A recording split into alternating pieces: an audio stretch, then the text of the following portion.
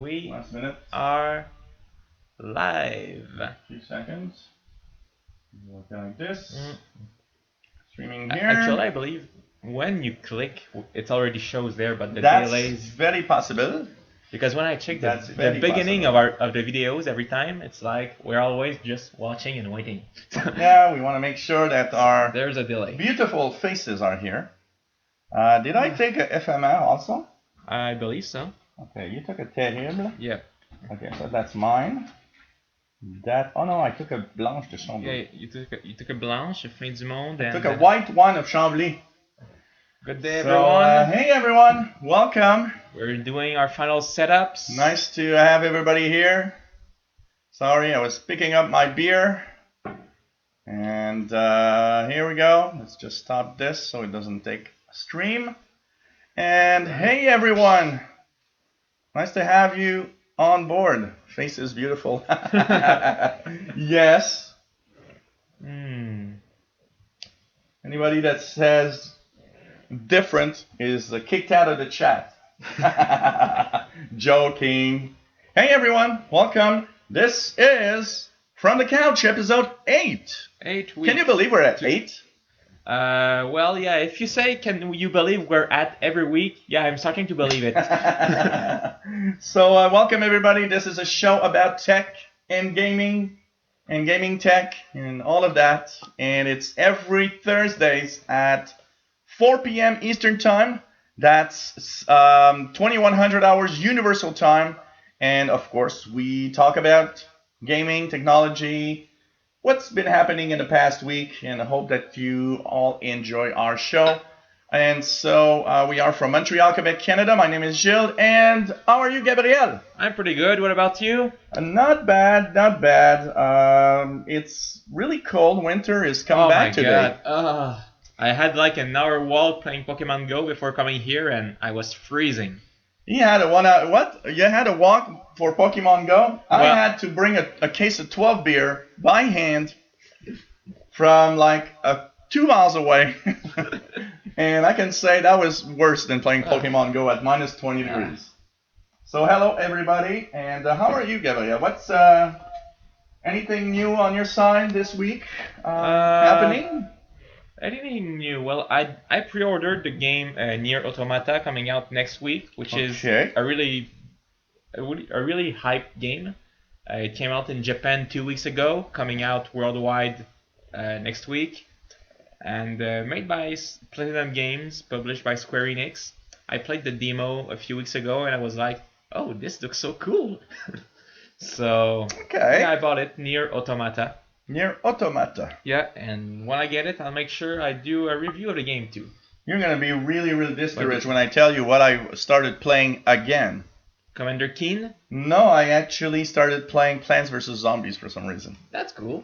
I decided to start from scratch, like I never played before. I still play Madden NFL 2004 on my PlayStation 2. And so that's fun. I like Plants vs. Zombies. There's something about that game that's kind of cool.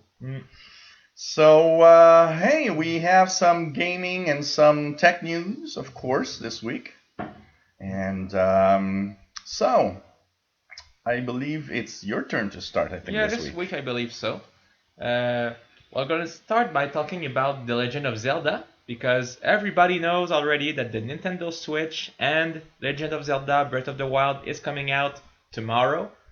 But at the beginning of the week, already there were some major leaks about the game because some pirates managed to download files from the Nintendo servers directly. So they posted images and a screenshot about items you will find in the game, and some story plots, and that's kind of, you kind of wonder, why did Nintendo put these files online before the game launch? I mean, it was on their server, so they probably assume it was secured. But still, when a big game is coming out, you should know that people are gonna try to crack into your website. Okay. And so there were some spoilers, and already I read it today, because the journalists, they have already the Switch and they receive Legend of Zelda today. apparently there are already some images and videos on YouTube and everywhere, including one who is trying to speedrun the game before the game comes out. So he can upload the whole game on YouTube before the game launches. Okay. So yeah, Okay. Legend of Zelda leaked and major stuff released. So if you plan to buy the game, don't search for it on the internet because you could see some stuff you don't want to see.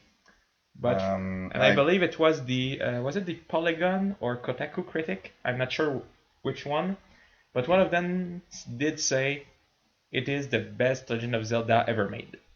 I was it at Tech Radar? I was looking for my news. I think it's this morning, and I did see Legend of Zelda: Breath of the Wild.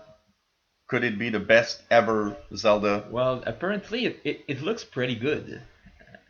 And critics right now seems to go toward this, but usually critics and gamers are kind of on a different path. You know, they never have the same opinion. Yeah. So we'll have to wait at least until tomorrow. Okay. Well, actually, I believe in about an hour or two, in Australia, you can get it. Let's go to Amazon Australia and check it out. So, okay, that's interesting. Yeah, and later, if we have time, we'll try to talk a little bit about the Switch, you know, tell people if they should buy it or not. Yeah, I've seen some mixed I've seen both this is the best console they've ever done. Yeah. Mixed in with some of the worst things they've ever done. Well, you know, including apparently that stand that holds it is apparently I horrible. What I saw is apparently very horrible. Something I saw today or yesterday. In the bad thing, first of all, the virtual console won't be there at launch at least, which is like on the Wii U and the Wii you could buy old games and play them. It won't be on the Switch. Okay. And the eShop, you know, the online shop for Nintendo. Right now, the day one patch is already out, so journalists could do the update and see what the eShop looks like. Okay. There's only 9 games. Okay. What's the point of having an online shop when you have 9 games? Well, maybe they're hoping there's going to be more than 9 at some point. And the online features are not coming out until at least another month. So, you know, from what I read, it really is, unless you really want to play Zelda and you don't have a Wii U, okay, but otherwise, just wait. Just wait, because some of the features, it feels like you are beta testing the console. Okay. Oh, also, if any of you guys are buying the Switch, be careful when you assemble the strap to the Joy-Con, because, you know, there's a side which you have to put the strap, and if you put it the wrong way, you're gonna have a lot of fun for like 20 minutes trying to separate the strap from the controller if you put it the wrong way. I did see somebody that tried it and that said it's safer to use without the strap than with the strap, apparently. Yeah. So does this mean that because of the strap, you know, what I was thinking is because of the strap, if it slips, it's like gonna do a 360 and come in your face or something? But I believe there are like 1 or 2 buttons you have to press for the strap to be released. Okay. But I did see someone saying that when you would put the strap, you know, it slides on the Joy-Con, and if your finger is at the wrong place, you won't enjoy it. Okay. You know, like right where it slides, apparently that hurts. So all Nintendo Switch people, please, if you put your fingers in the wrong place. The console itself, the design seems nice, but it's all those little details that makes you say, maybe you should wait. Okay. I didn't try it, but, you know, I read many critics about it, many reviews, and many says, you know, just wait for now. It's not always, you know, necessarily. Okay, there's the diehard fans that wanted to have it right away. But pretty much what am I doing here? pretty much Consoles. everything, Everything, yeah. consoles, whatever that is right, it's brand new, isn't necessarily right away the best Nah. time to buy it. Mm. Personally. Anything else to add to that? No, not for now. Not for now. Okay, well, on our side, we had creators updates, one last Friday. And I thought, well, we're not going to talk, I didn't want to talk about it. Um,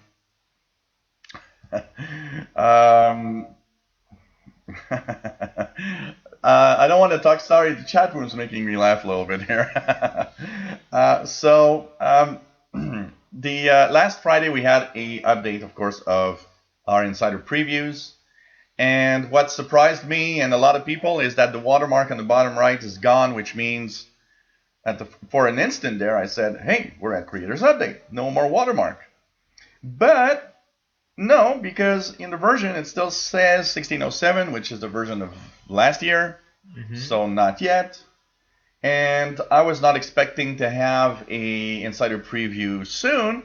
And behold, while we were doing the Windows Insider Hour, we had, right smack in the middle of the Insider Hour, a install of a new version of the Insider Preview of Windows 10, which was kind of fun anyways. And it also didn't add a lot of stuff, but it's interesting because no watermark Insider Previews usually have an expiry date. Okay. It's removed. As if we're pretty much in the Creators Update without really telling us it's that. Okay, and what kind of features is it introducing us to? Well, What kind of new features? in the last few builds, we don't have a lot of new features, but we have a few things like a brand new control panel for the Windows Defender. So now when you look at the antivirus, instead of the drab little thing where we don't see much except that it's green or yellow, now you have a full center. And I actually had a rant about it in one of my videos because on this machine it's fine. It has the little green check mark now. But on that machine that I have right there, it is yellow. And it's because simply it wants me to lower the screen brightness. It says that my batteries are gonna die too fast. And I don't want to touch that, but there's no way of saying, hey, don't tell me that anymore. Okay. So I'm stuck with a yellow triangle as if my something's wrong when it's all fine. So, good and bad sides, but there's a lot of things. I like the fact, one of the things that I've been loving, and actually it happened while I was putting notes in OneNote. I started putting notes in OneNote for today's show, and I stopped and my computer went to sleep. And when I came back, I looked at the one on the TV, and the panel on the right, Cortana was telling me, by the way, you were working on OneNote.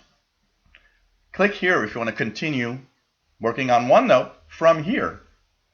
So basically, I could continue my work of what I was doing with the other computer, because it knows what I was doing on this computer. By the way, you mentioned Cortana. I'd like to thank her for searching. Oh. I was telling me, by the way, you were working on OneNote while you were speaking. Oh yeah, and we tried. That was a fun one. I tried to say that word to have her start up, and it didn't want to work on my PC, but everybody in the chat said, okay, thank you, you started my Cortana now. So anyways, it's actually telling us we're really, really close to the Creators Update. Okay. So that means that I think in a week or two, us insiders will have the real thing. And of course, it's still supposed to be first week of April or beginning of April for everybody else. So another major update coming, and it's kind of what I thought would be one of the boring weeks in insider stuff turns out to be kind of very interesting. And of course, all the stuff coming, the reviews of the Creators Update are coming. I'm waiting for that version number to change. It's supposed to change to 1703. Why? 1703, 03 for March, 17 for 2017. So that would tell us, okay, we're here. We're still at 1607, which is July of 2016, which is anniversary update. So it's like we're in the creators update without being there. But we're soon to be there, and I think that was kind of exciting little news here to see that we have these new builds. And one of the things that I've did notice, and I'm going to try it right now on my home insider version. Okay, now it is working. But this morning, I could not write in the Cortana search box. No. So maybe there's a little glitch there. And but apart from that, nice, really stable builds. And I think Microsoft is really, really trying hard to not mess up this time. And pretty cool. Nice. Pretty cool. We're moving ahead in Windows 10, and well, we have to. That's nice. And there's lots of little things that are introduced in there for, of course, Creators Update, the 3D stuff, some VR stuff. We also have, many menus have been changed around. Things are separated. Actually, I'm going through that on the Windows Insider channel, and there's quite a lot of new stuff. But for most people that don't do much with their computer, they're probably just going to look at it and say, what's changed? What exactly has changed? That'll be my case. Probably. So that's pretty much what I have to say on the insider builds right now. Okay. And the fact that we're almost there. Cool. Cool. Yep. Did you know that soon you will be able to buy games directly from Twitch? Okay. Twitch, this streaming platform where many gamers stream their performances, and it is made for streaming video games. Okay. They've announced earlier this week that there will be partnership between many game developers and Twitch, so that you can buy video games directly from a streamer's page. So, for example, I could be streaming, Assassin's Creed. Okay. And if I have a partnership with Twitch, and Twitch has a partnership with Ubisoft, Okay. those watching would see an icon probably at the bottom of the screen, is my guess, Okay. where you could just click buy now, buy the game, Okay. and it would download, you would really buy it, and you could after that open it either in the Twitch page, Okay. or for example Ubisoft does have a Uplay, so it would open in the Uplay application, and you will, and he's got a publicity that started. Oops. And he just clicked on it. And so yes. so yes, and from what I read on this deal, of course the company would get something like 75% of the money, but the Twitcher, the streamer, would get a 5% cut Okay. on the game's price. Okay. So I think that's cool. I think that's a good way of, trying to sell more games, obviously. And it And- adds another thing to Twitch is a form of monetization. To Also. Yes, and you could be watching some esports when 22 million people are watching League of Legends, Mhm. and then you have 22 million people who could click buy League of Legends. Okay. So I think that's cool. That's Twitch trying to improve itself. Well, I think, all these streaming services, they all want to do one thing. They all want to not only have you go to their platform, but they know that if there's a way that you can make money going to their platform, Yeah. a lot more people. And, there's a big battle right now because there's YouTube that has a big chunk of gamers. Yes. And Twitch, which is, there's different stuff, but it's kind of specialized Yeah, it's in specialized in gaming. gaming. And Twitch is quite friendly with its users, from what I heard, compared to YouTube.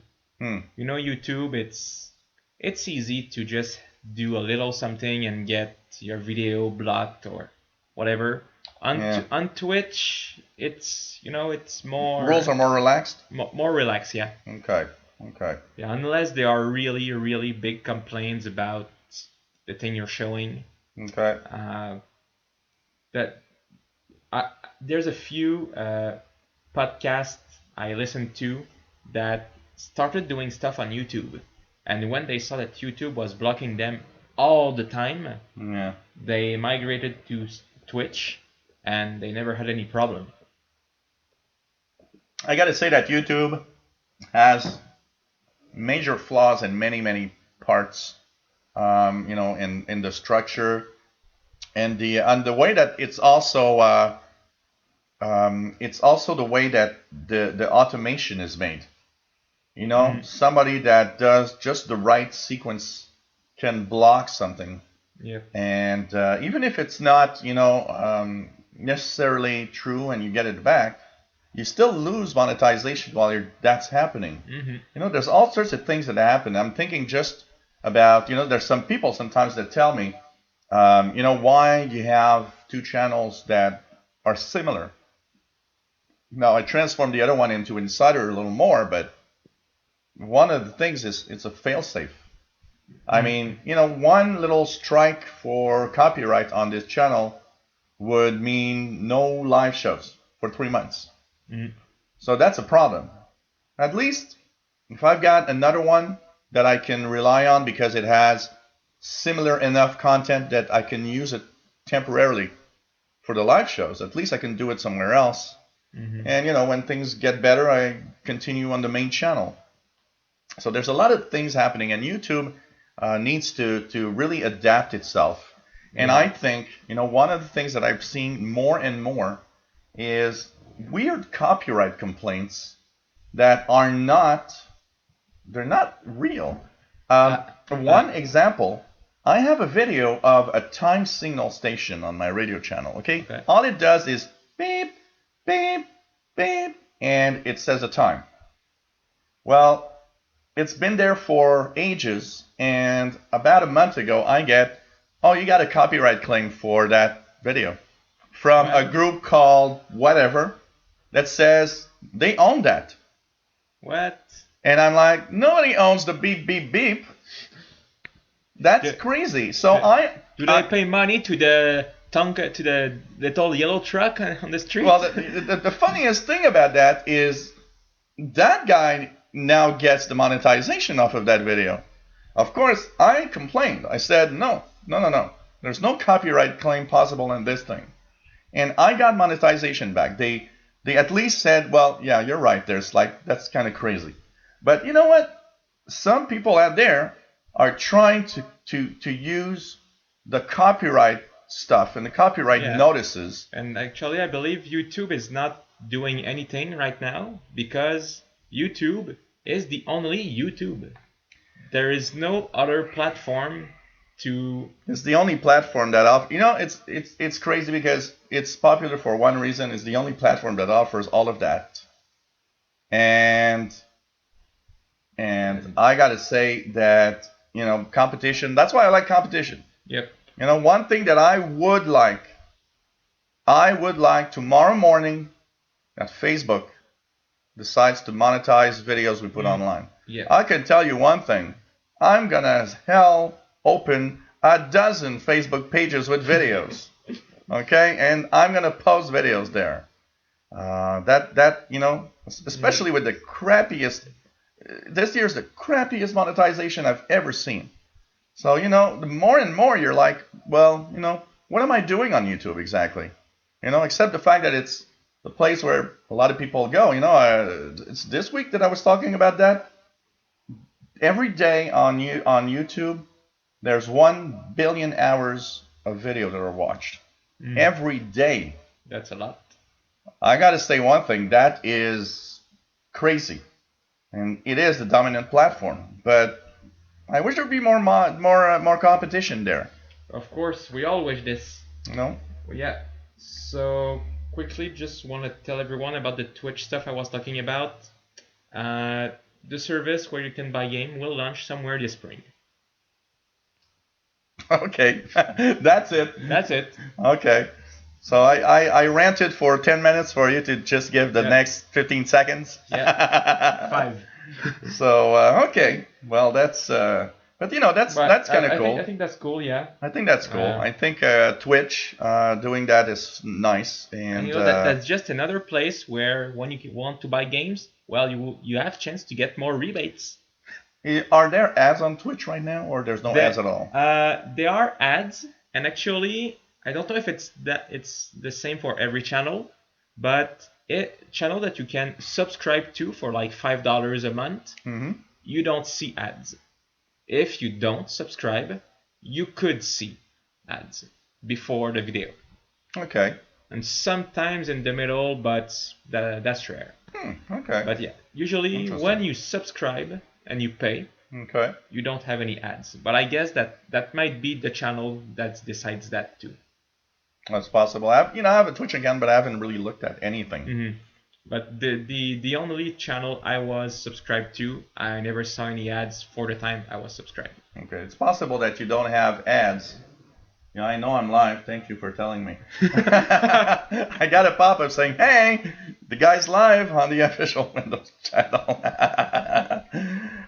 So, anyways, we like when our computers tell us what we do. Actually, I was scared because two things happened while I was actually putting on the live stuff.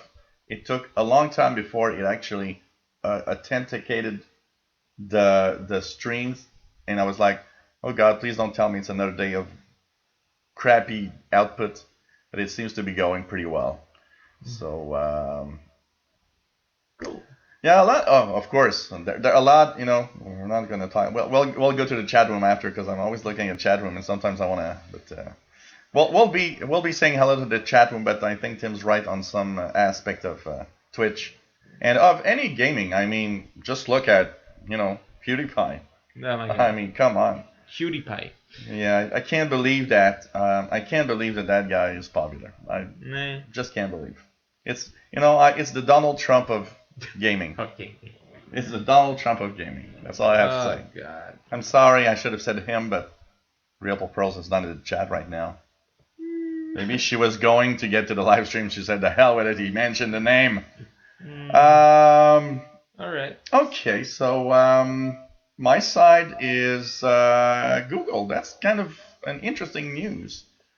Google makes Pixel phones, Pixel Chromebooks, but they're expensive. I mean, they make $1,000 Chromebooks, which I always thought was kind of a little expensive. But I got to say, they're gorgeous. They're really nice. And for some reason, they decided that, well, we won't make Pixel Chromebooks anymore. Okay. And they had just released about 6 months ago some really beautiful ones. And finally, they stopped. About 2 weeks ago, people were saying, "Hey, they're not in the stores anymore. We don't see it online sold."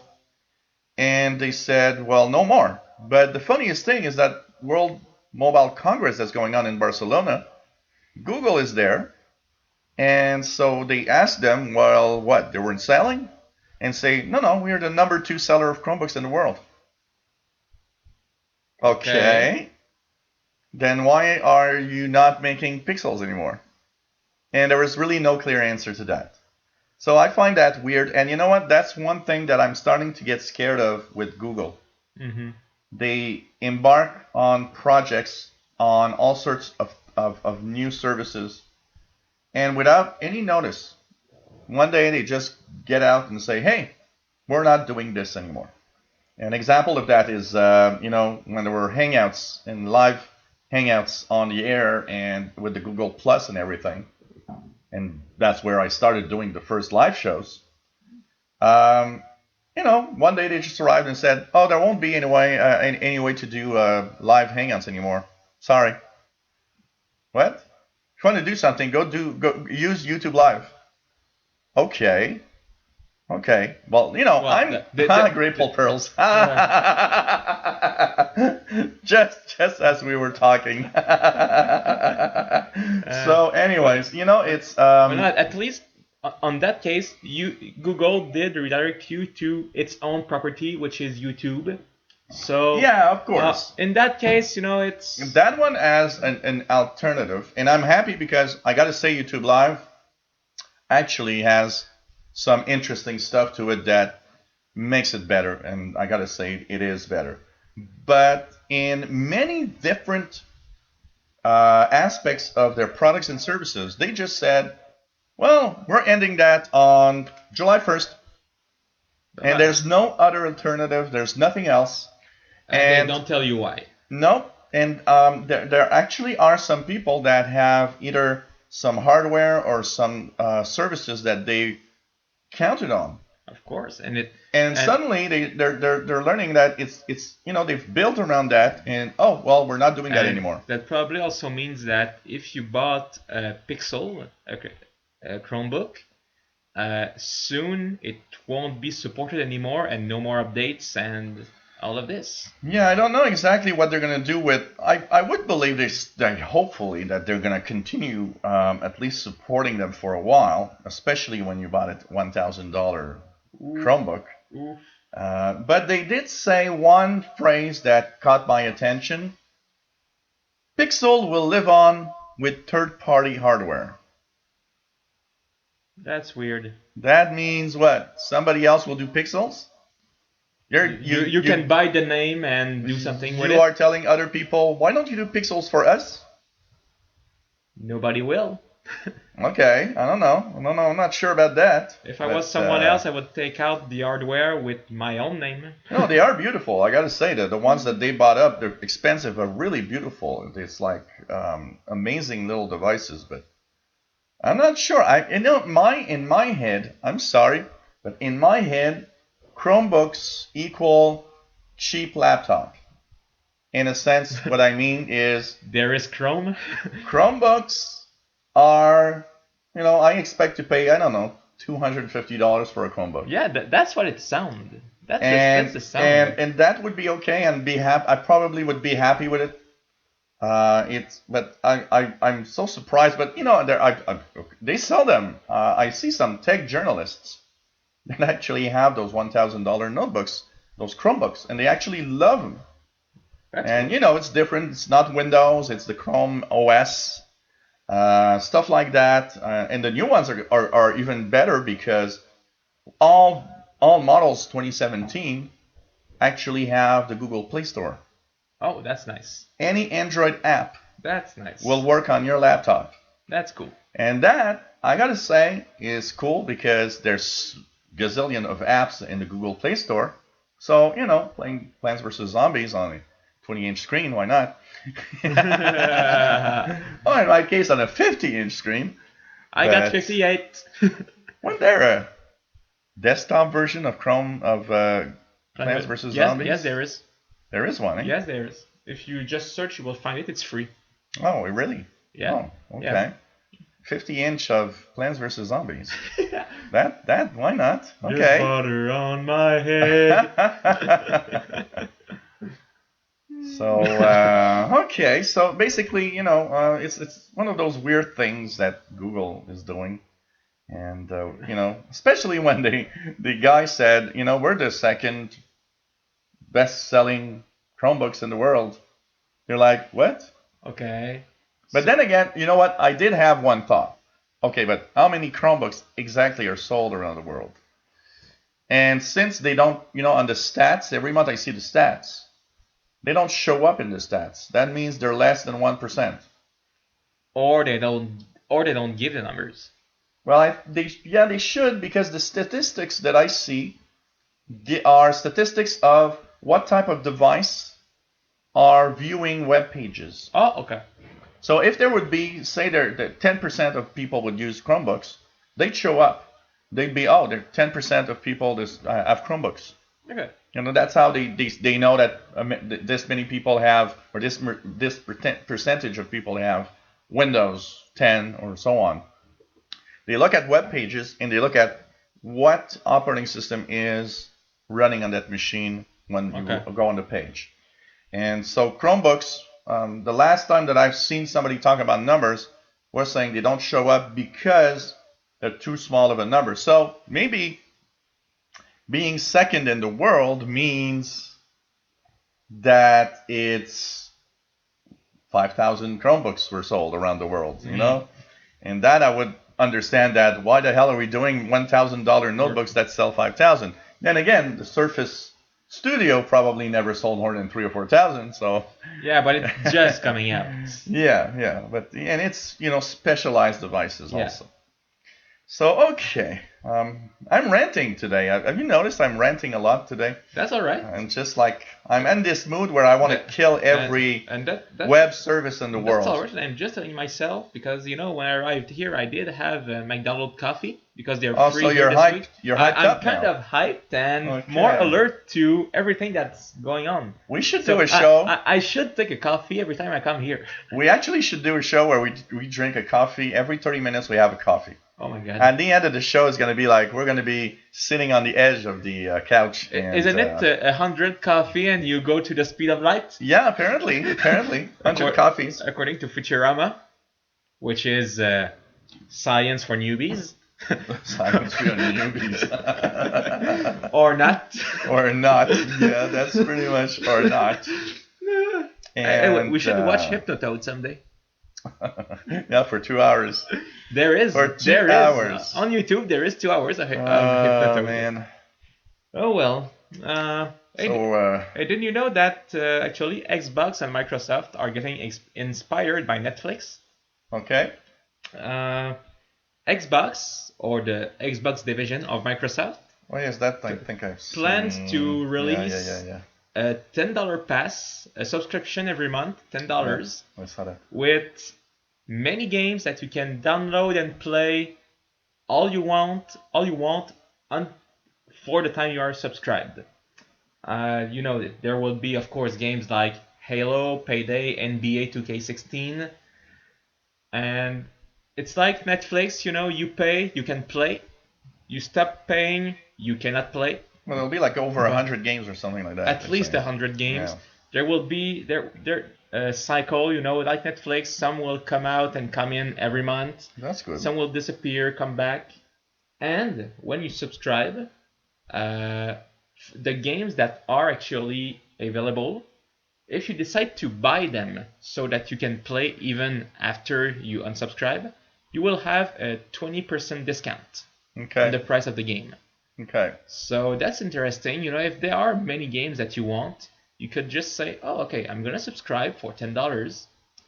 I'm going to buy them all at once and unsubscribe for the time that you play those games, but you got them at 20% discount. So, and I believe, if you do that, it will still work because you bought them. It's really if you just want to play through the service, the $10 service, then it won't download officially on your console. You can play, you will have your save games and everything, but it will be more like streaming the game if you want. I did hear a lot about it yesterday on Windows Weekly because Paul Thurrott, he is a big Xbox One fan, and he spends hours playing games. And actually, it was every week he has a pick of the week for Xbox. Okay. And yesterday, his pick of the week was, this is kind of great for $10 a month. Because you do get to play a lot of stuff. Yes, and if you get to play a lot of stuff and games you are unsure if you want them or not. That's cool also. It gives you the opportunity to try it. That's nice. I don't have an Xbox One because there are no games I really like on Xbox. Though I'm not saying it's a bad console, I like Xbox. It's not the problem. But I'm more of a PlayStation guy. And like your guy you just mentioned, I also have my next 3 months of gaming already planned. Okay, that's not bad. Well, all those Japanese RPG Final Fantasy that are 40 hours plus. That's the kind of stuff I have to play for the next 2 or 3 months already. I've been thinking about it for a long time, and one of the things that I was thinking, because I'm getting a tax refund of a sizable amount, which is surprising. a miracle because it's usually I have to pay a surprisingly high amount. Um, there's often the Xbox, like you have the Xbox kit with all sorts of things that go on sale very often for like Well, $2.99 or $1.99. It's relatively cheap right now. And I was thinking, you know what? You're a Windows guy, and it has a certain side of Windows to it, and I'm sure adding an Xbox side to everything I do would certainly get more people also. So I was thinking of maybe it could be a really good idea for me to get myself an Xbox One. It could be a good opportunity with also what we are doing together. Yep. If you have an Xbox and there's a game that we could try and play as multiplayer. Mm-hmm. Let's have some fun or play online or yep. It's like this. So I think that could be a really good thing to get one of those. Sure, you should give some thought about it. So and I've been thinking, you know what? I've been thinking for that for a while. For a while, I was thinking, I think what's missing in my setup here is a game console, but I'm not interested in a PS4. Mm-hmm. And I'm kind of a Microsoft guy a little more. So Xbox is more like the stuff you would get for, of course, for your living room. With all the features on it. And of course, what's nice is having Windows 10. Also, there's like interaction between the Xbox and the computers. And I think that also would be a fun side to explore. If you get it, I want to unbox it with you. No problem. When I get it, I'm telling you will be here to unbox it with me. Okay? Yes. So that would be exciting. We'll wait for. And it will be my pleasure to teach you. We'll start to wait for that money to appear in my bank account. That would be because that's the biggest part of it. And what's also really nice is that they are on every console right now except for Nintendo.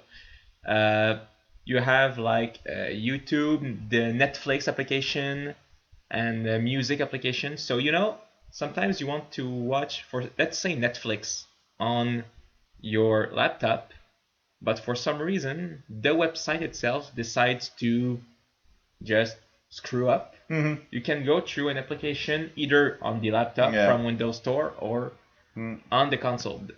One of the things also about that Game Pass is, for somebody like me that just buys a new console, has nothing, that's a great way of immediately getting tons of games that you can play. Yeah. So, that's... Yeah, and see what you everybody loves to add a little $10 a month here, $10 a month there. We have money that, comes out of our ears all the time. Well, I think that's a great little Remind thing. me that I have to take a few $20 bills out of your tree before leaving. Yes, please. Oh, I think this month there's $100 bills only. Okay. Well, I wouldn't mind even if I had to do was to shake the trunk and pennies would fall. That would already be enough. And I just got to warn you, if you take more than 2 bills, my cat attacks, and I'm gonna tell you, he really bites hard. The Cat Attacks. Isn't that a Troy McClure movie? The Cat Attacks. Yeah, something like that. The Cat Attacks. Troy McClure and The Simpsons. Cat Attacks. Oh, good. Okay. Anything else to add to the Game Pass for Microsoft? Well, I believe it should come out somewhere this spring too. No official date. It's still in. The alpha testing began. This news is from, I believe, Tuesday. So it began Monday, I think. Okay. So they are still in alpha, but they plan to release it really soon. That's also something I would like. I could be an insider for Xbox. No, that would be my job. That could be fun. Well, I already do playtest at Ubisoft and Eidos once in a while. That's already cool. Yeah, I'm going back to Microsoft next week. Nice. So it's gonna really be fun. Yeah, I'm due for a playtest too. They haven't called me in a while. Yeah, you should have gone to that one that you didn't go to. Which one? The one you had one a few weeks ago that it was your first. No, I didn't. You didn't? No. Yeah, I thought you said you had like your first class and you couldn't miss it. Oh, but I did answer the survey, but they didn't call me back. Ah, okay. Well, if they had called me back, of course I would have think about it. So, okay, do you know that this week is the Barcelona Mobile World Congress? Not really. The only thing I know is happening right now in Barcelona are the first Formula One tests. Ah, okay. So, well, it's still in Barcelona. Yeah, of course.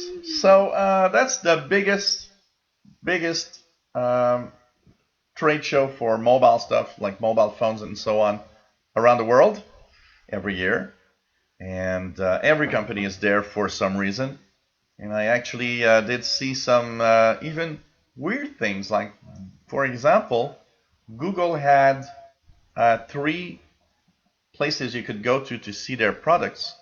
One was in the shape of a igloo, Okay. and inside they had fake polar bears, and everybody was wondering why the hell did they do that? And there are all sorts of interesting little things. But mostly, what I want to say is some of the interesting announcements there. Pretty much everybody announced all sorts of things. Samsung did announce a Galaxy Tab 3 tablet. They had a nice demonstration of how they are testing batteries to make sure that they don't explode anymore. Uh, Nokia, or the company that has Nokia, actually, I learned something that I didn't know. So the company that bought Nokia is Microsoft, but the name Nokia is owned, or Microsoft kind of lets that company use the Nokia brand name, and it's a company that's just across the street in Finland from Nokia, and they are the ones that released that Nokia 3310, that old phone from 20 years ago today. And everybody said, "What the hell are you doing?" And the funniest thing is that Nokia announced three phones this week. Okay.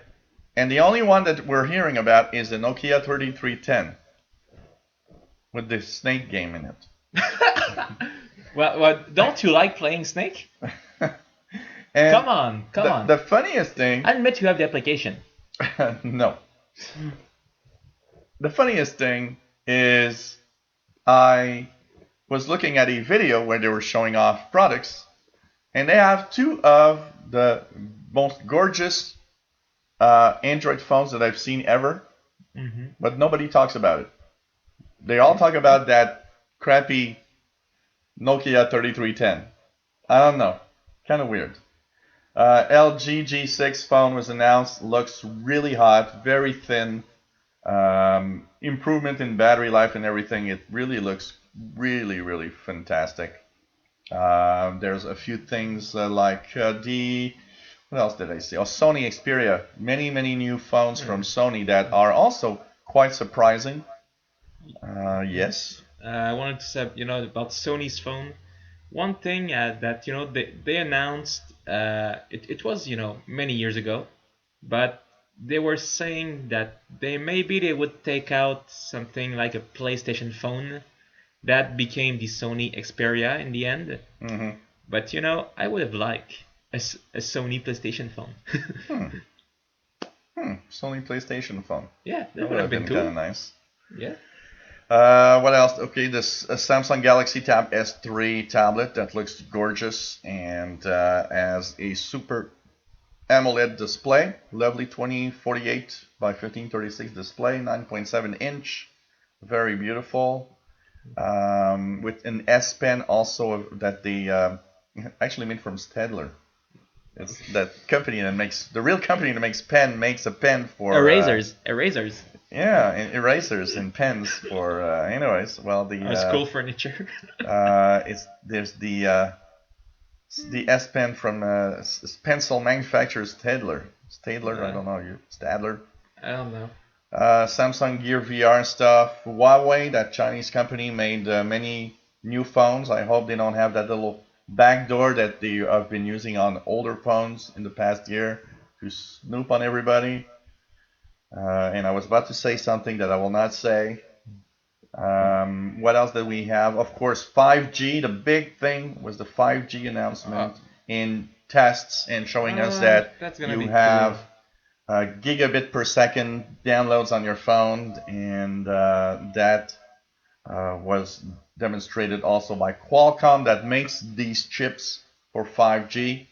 One thing that I did see also that I talked about in my news bulletin, and that's kind of cool. Qualcomm showed a little chip Okay. because Internet of Things devices are insecure for the most part. What are you looking at? I don't know. There's something weird there.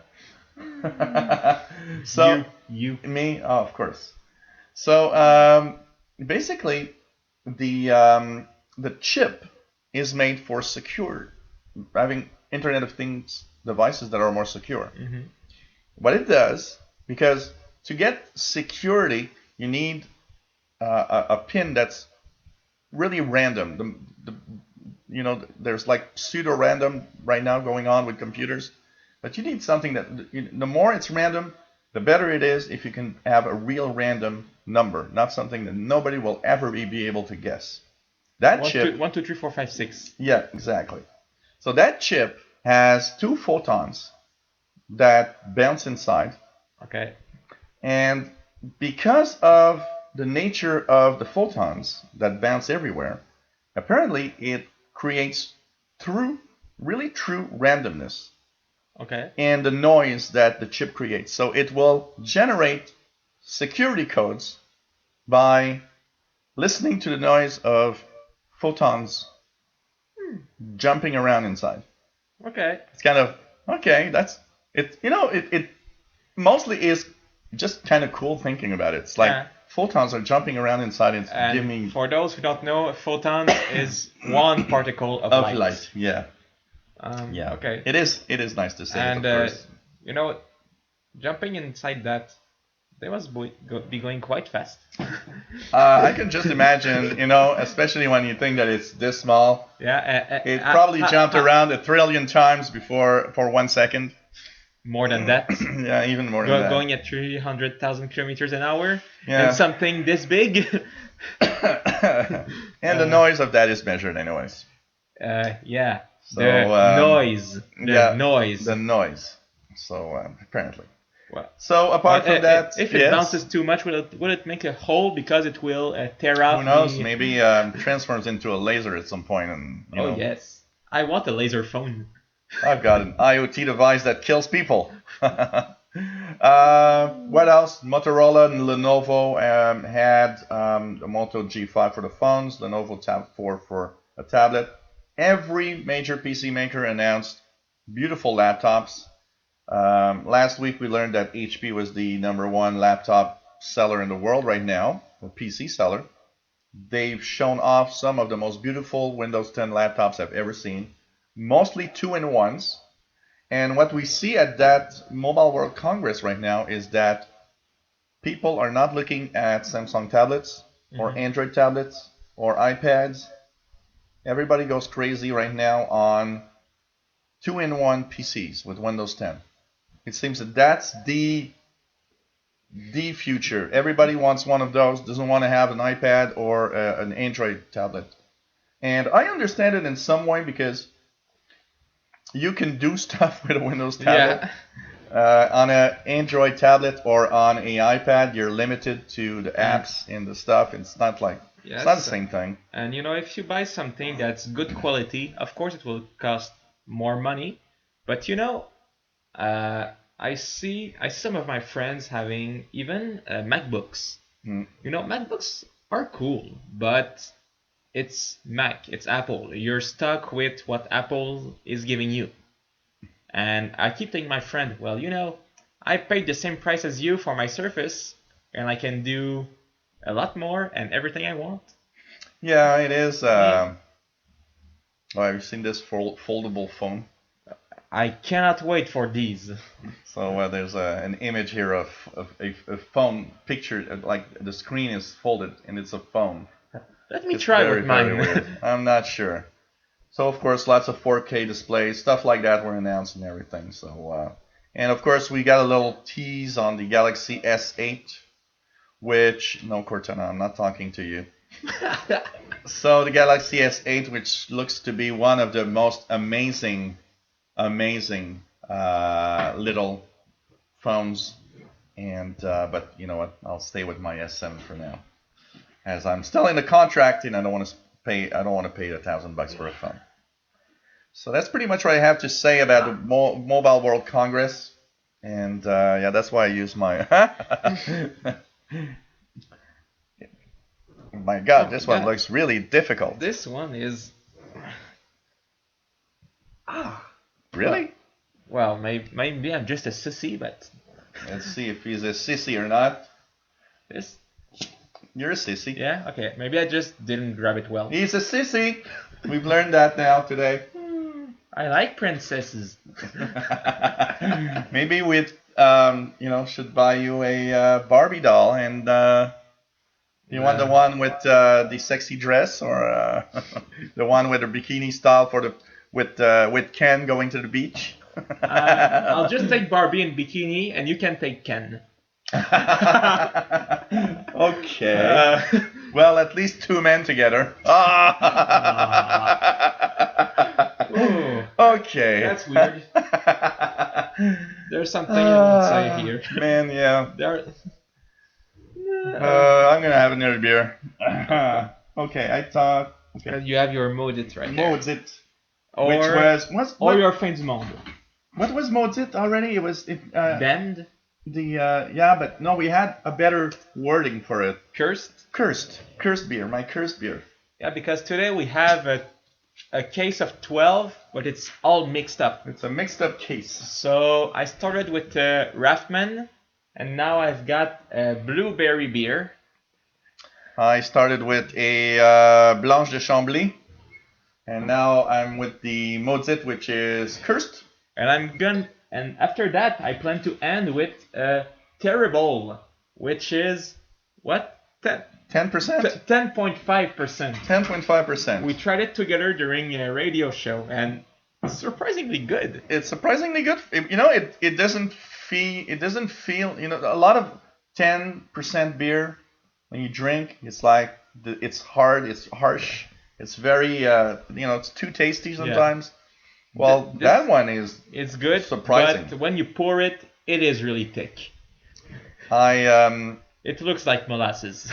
I went to a client once, and he had a 12.5% beer, and I don't remember which was the brewery. Do you just remember the evening? Yes, I do. I do remember the evening, but I do remember one thing. It was the sweetest 12% beer I've ever tasted in my life. It didn't feel like 12%. I was extremely surprised. Oh, but you don't remember when you fell off your bike? Yeah, that's. I don't remember coming home. Okay. So we've gone through our important news. Yeah, I think we found cool this week. Do we say hello to the chat room right now? How about that? Yeah, why not? It's been an hour already. So hello everybody. Hi everyone. Hello everyone. So Grateful Pearls, you lost your contacts with an update. I don't understand why you lose your contacts in that update.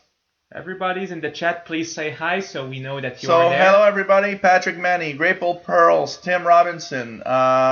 What do we have? Who else is here? Bobby Burgess. Say hi. I did see some. Say hi for all those that I didn't say. Hi. Hey, Peter Sargent. Hello there. Welcome to the show. Hey, the Proud Geek. That's me. Oh, I feel important.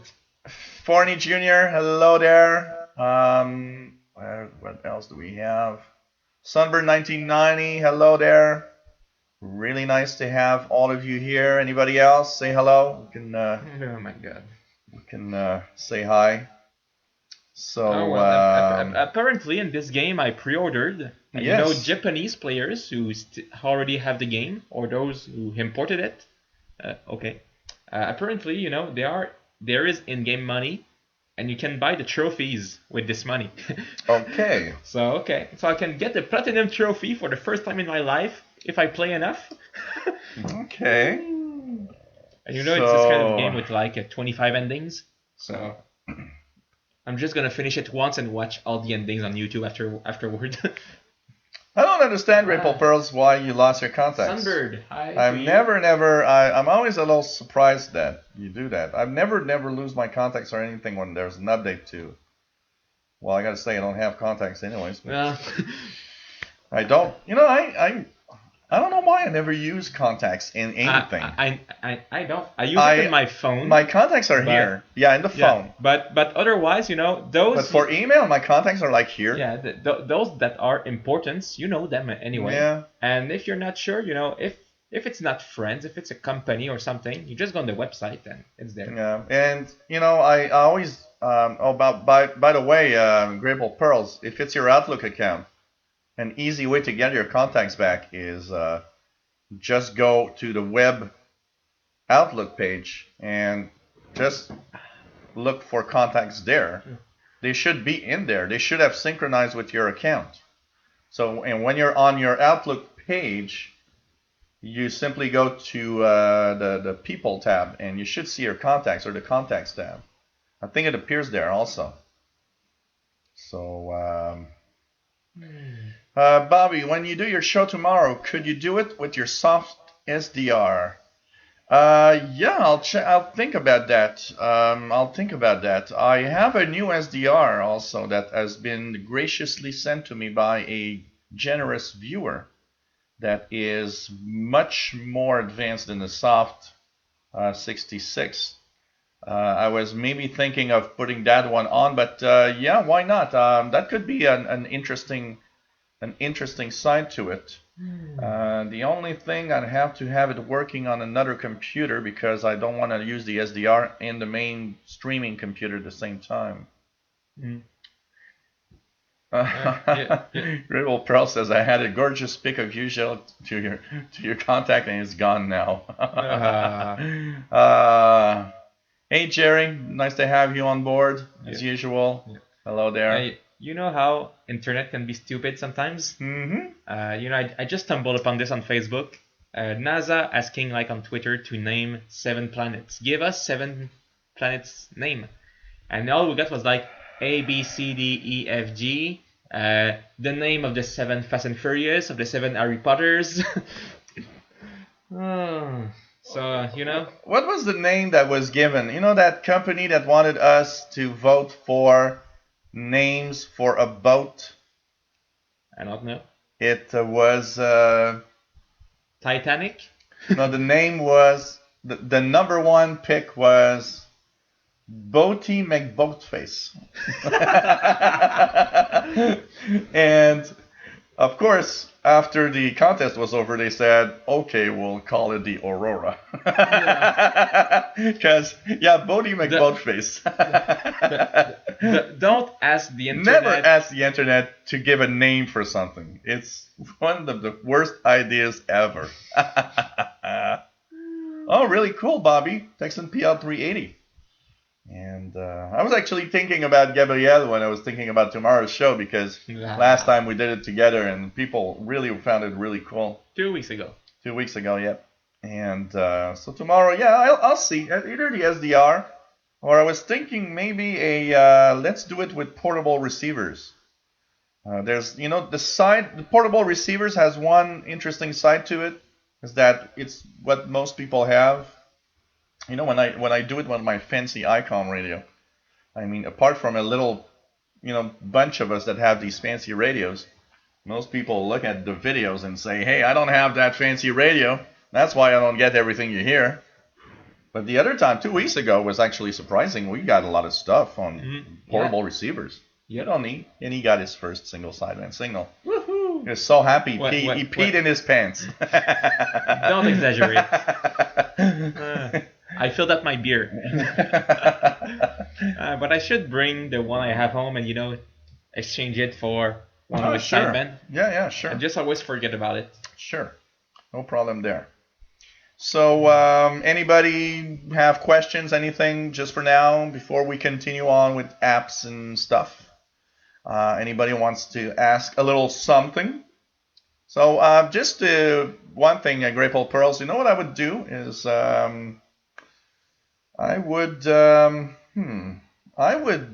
that suggestion from, I think it was Bobby, of removing the mail app and because it's just a synchronization.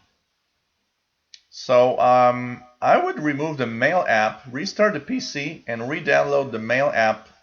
It's Mailing Calendars, it's called. It's both together. Yeah. In the Windows Store. And see if it fixes your problem with contacts. I wouldn't be surprised that it does. Mm-hmm. Because it's kind of weird that every time, it's the second time you get an update, second time you lose everything. That's kind of bizarre. I gotta say that. Huh. And Just looking if there are any interesting Pokemon around. interesting Pokemon around. Well, you know, if we could have a Dragonite in the room, would you take your phone and capture it? I would. They should normally not be out of sync, Douglas. Do you have many videos out of sync? Because usually they're all, the only thing that I would see maybe is if the people encoding it might have some issue and they encoded the video and the sound differently, or if YouTube had a problem while it was encoding it in YouTube.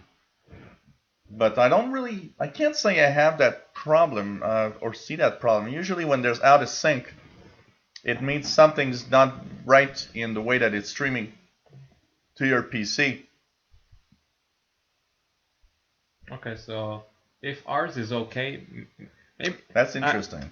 I think. Have you noticed if it's the same channels all the time? That's something you should check. Maybe are the ones that are out of sync always on the same channel?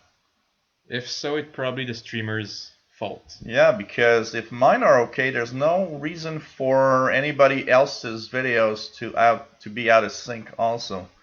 We also, YouTube streams in two ways. Picture is behind sound quite often. That's weird. That's Have weird. you tried with a different browser also? Just to see. Yeah, that could. I look at a lot of YouTube stuff. I've on YouTube, I've seen, for example, some downloaded stuff sometimes that get out of sync, but on YouTube, I can't say that I've really seen much of. Not me neither. Of out of sync stuff.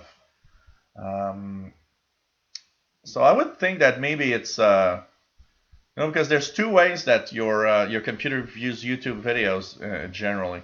Either with Flash or with HTML5. So,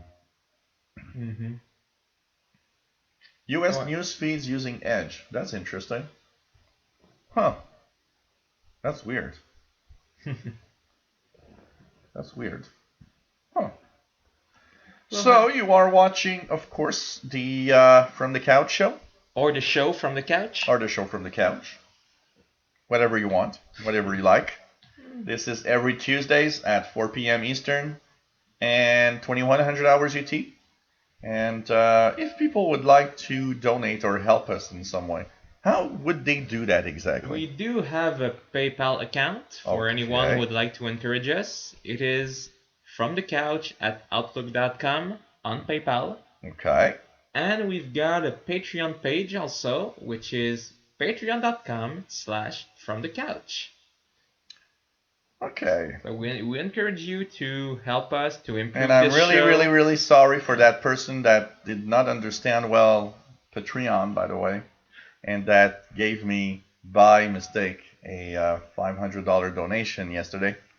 And that I understand that it was a mistake, so I actually immediately refunded. Because I was looking at how much that person was giving me. And I in my head, I was like, okay, that amount plus the number of videos that he pledged on equals that big amount. And that means, okay, you probably wanted to give me just one time that amount, not that big amount. So I kept the one-time amount and refunded the rest. That's how I am. So if there's a mistake, don't worry, guys and girls. We, of course, are fine young men. And every dollars are going to improve this show. We put nothing in our pockets. Yes, we want to thank, by the way, this week, Tim Robinson for being a nice, generous person, and also Bobby Bobby Burgess Burgess. for being a very nice, generous person. So thank you very much. It's much appreciated. Thank you so much. And hey, everybody, it helps us a lot. And like I said on Tuesday, if it wasn't for donation part, I probably would not be doing this and maybe not even be doing live shows anymore. So it's kind of important, and I want to thank everybody. Uh, it's really, really nice, Yeah. and thank you. We like doing this. Thank you very much. Of course, we do like doing this. I like doing the show with my nephew Gabriel. So give us tons of money Oh, so we I, can do I, like I like drinking beer for free. for free. Well, of course, I paid for it. That's No, what I but meant. That's what I meant. it's funny because I do get donations sometimes. In the comments, it says, "Have yourself a nice beer." All right. This money goes So, for the drinks. so there's the drinks, and sometimes for anything that we might need for equipment. So Yeah. it's That's kind of cool, and every penny is spent in a way that we can to really improve everything. improve and be here. And if we get enough donations, who knows? We might see our face 5 days a week. That would be cool. You know, That 5 would be days a week. nice. From the couch every day. You know. Oh, that would Well, be the new name, from the couch every day. an hour instead of 2, but It would be every the day. from the couch hour, and it Yeah. would be every day. Yep, that would be nice. If we could get enough money, of course, yeah. Oh yes, I will, I'd be game. Patrick. I I'd be will. game. I will buy a little treat for our mascot that tried to just before he arrived. I actually stole. Okay, here's the story. It's a funny story. He has cats love boxes. Yeah. It's always something. But I was looking for something to put up the lighting in the back here, and I didn't want to use what I use usually because I wanted to keep the cameras on it. So I looked, and I noticed that the box that the cat plays with, he hasn't played with the box for at least a month now. So I was like, okay, he's bored. So I'm going to take the box. So I put the box there, but just the fact that I took his box and put it there, suddenly it was interesting again. And now Well, yeah, it wasn't there before. the couch was a little more forward, and there was so much space that he was in the back, and he was trying to get inside the box with the lighting on it, which was not a good idea. So I had to put the couch back because now he found, wow, this is so cool. The box is here. It's at a different place. There's a new box. Basically, it's that because it's in a different position. It's in the back of the couch. It's like, wow, this is cool. It's hidden. There's something cool about the fact that the box is hidden for a cat. So, I anyways, bet he thinks I can't find it. I was looking at him. I was like, no, and he was looking at me like, meow, and I was like, I know you're gonna do it. So I tell him no. So he moves away, and as soon as I'm away, he goes back running. So he's like, he's gone. I'm gonna go back play with the box. Kids. Yeah, kids. I love Paul. Okay, so we have some app of the week. That we tried and found cool. Oh, isn't that your app, the one that you shown me before, where you're calculating how drunk you are every day? Actually, yeah. Well, every day. Well, every time you drink. Yeah. Every I time you want to drink. tell you guys about the application which is called IntelliDrink. Basically, it's an application to help you know and or control your alcohol consumption during the evening. If you have to drive or you have to be careful because your doctor warned you not to drink too much. So it's really easy to use. There's a light version and a pro version. Okay. The pro version, I believe, is $1. So it's, doesn't cost really anything. How does it work And exactly? What you do? You but enter. you start by entering your profile. For example, I have created mine already, Okay. and I guess it must ask, it like asks you your weight and everything. your birth date. I actually Okay. put the real year, but a false date. They don't have to know when I was born. Yeah, yeah. Your weight, your height, male, female. It asks you if you drink rarely, occasionally, or frequently. Okay. And What did you answer to that question? okay, occasionally. Okay. Once a week is occasional, I Okay. think. I think. And then, when you take a drink, you select it, and you have different options, shot, long drink, champagne, beer, wine, and you can add some, add some custom drinks, so you don't always have to enter something specific all the time. And then let's say, I'm taking a beer, I can say, because of the setting I set it, I can say drink now, and it will put it, okay, you'll usually drink it in like 1 hour, so Okay. these are the settings. Or you can adjust it, and let's say, I already drank a beer an hour ago. I can say, okay, I started drinking an hour ago, and I finished it right now. So you can adjust it either from I start now and should finish around that time, Okay. or I started before and I finished now. Okay. So, if you forget a drink, you can enter it anytime. And it's gonna estimate Yeah. your alcohol blood level. It gives you an estimate. It also asks you if your stomach is empty, half full, or full. So did you eat before or not? Okay. Okay. And yeah, it gives you an estimate. And I must say, it is surprising. Okay. Of course, don't take this application for granted. Use a real alcohol test if you go out in a bar or something. This is not foolproof. And don't drink and drive. Don't drink and drive. Don't drink and drive anyways. But the test I did, I believe at some point the application was telling me I was like at 0.110, and the alcohol meter, the real one, told me I was like 0.01 above or under what the application told me. So, for $1, surprising. It is surprising, and it gives you a good idea that if you drink too much, at one time I believe I reached 0.250 and was like, oh shit, I should stop.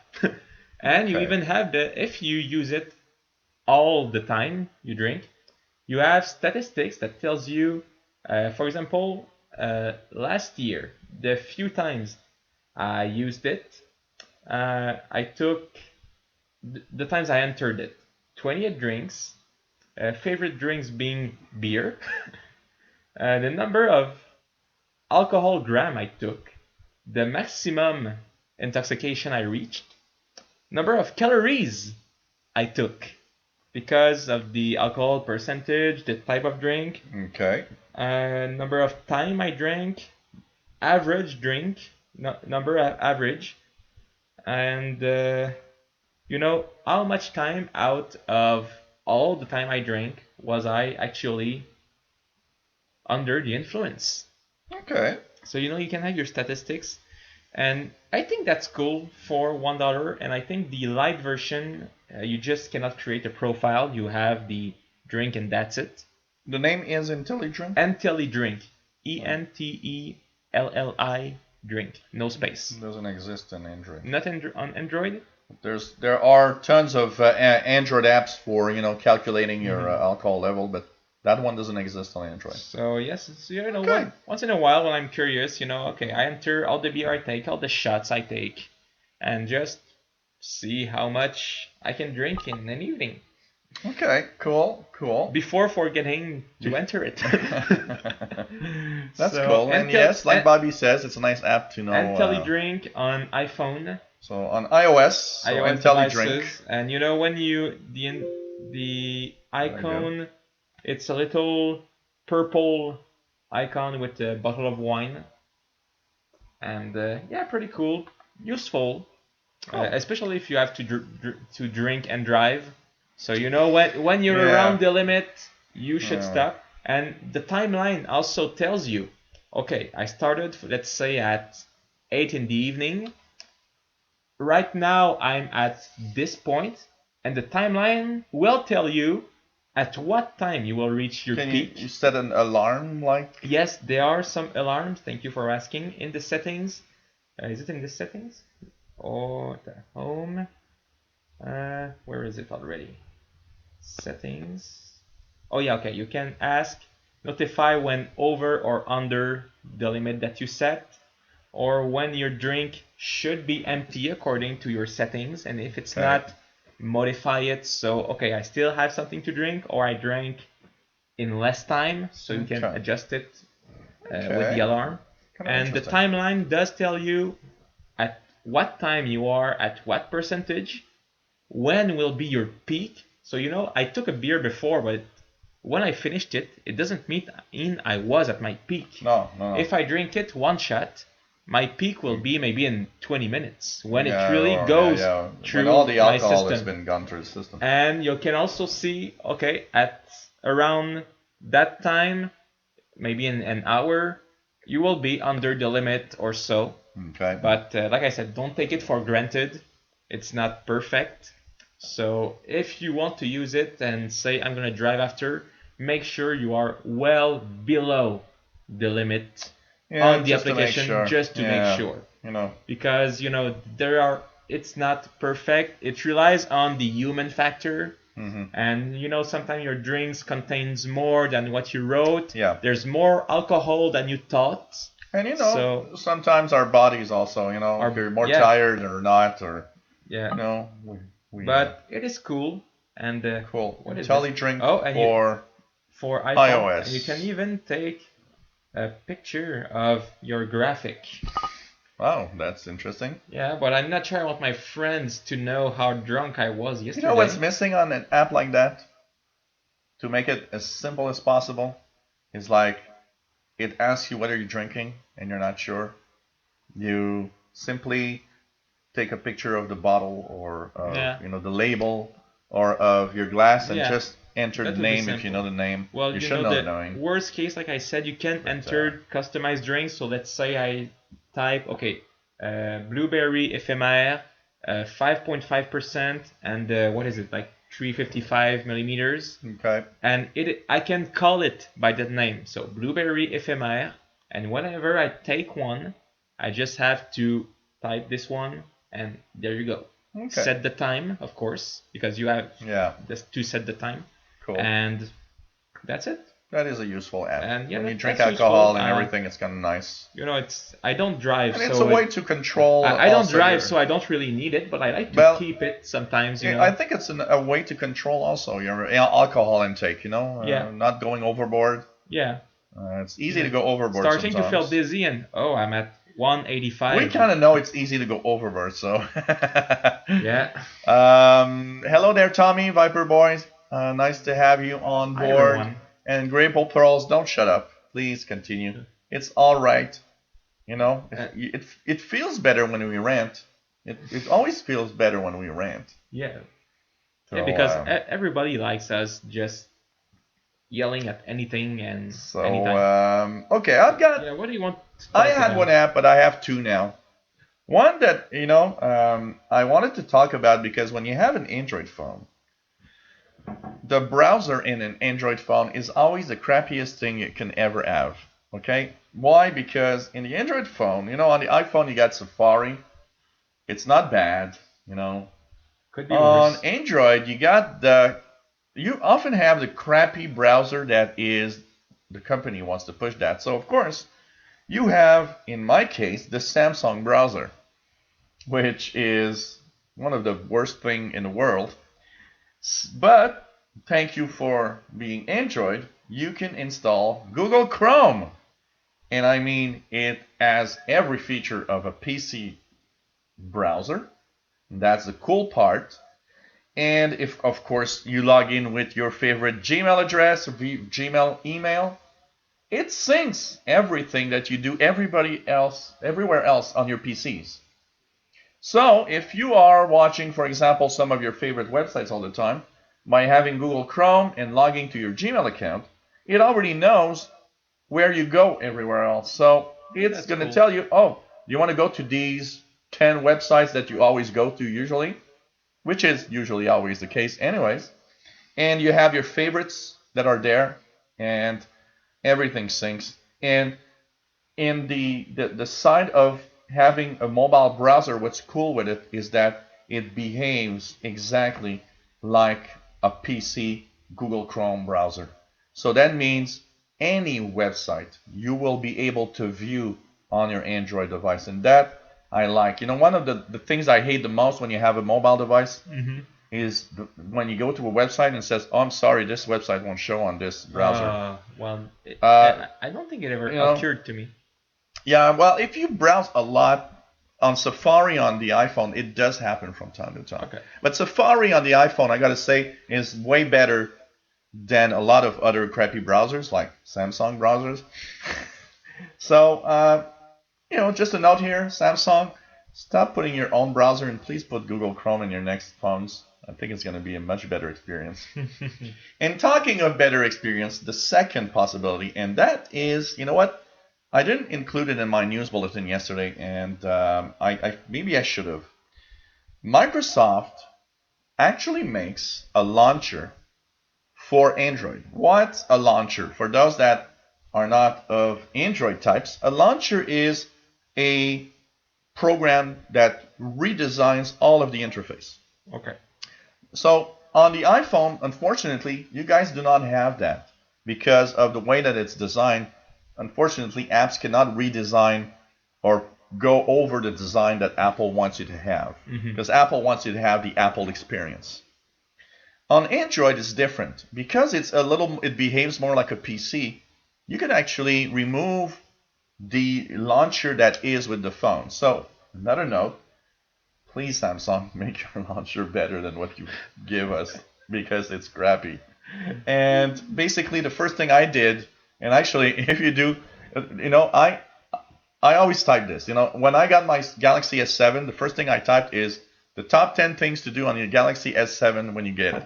And the number one thing was remove the Samsung launcher and put Google launcher on it.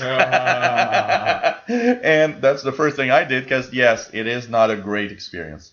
But I got to say, I found a better experience, especially, I was talking a little earlier about how Google decides that they stop doing things. Well, Google has decided that Google Launcher will not exist anymore. That also is something was announced, and basically you will not have updates of Google Launcher after I think it's the 1st of June of this year.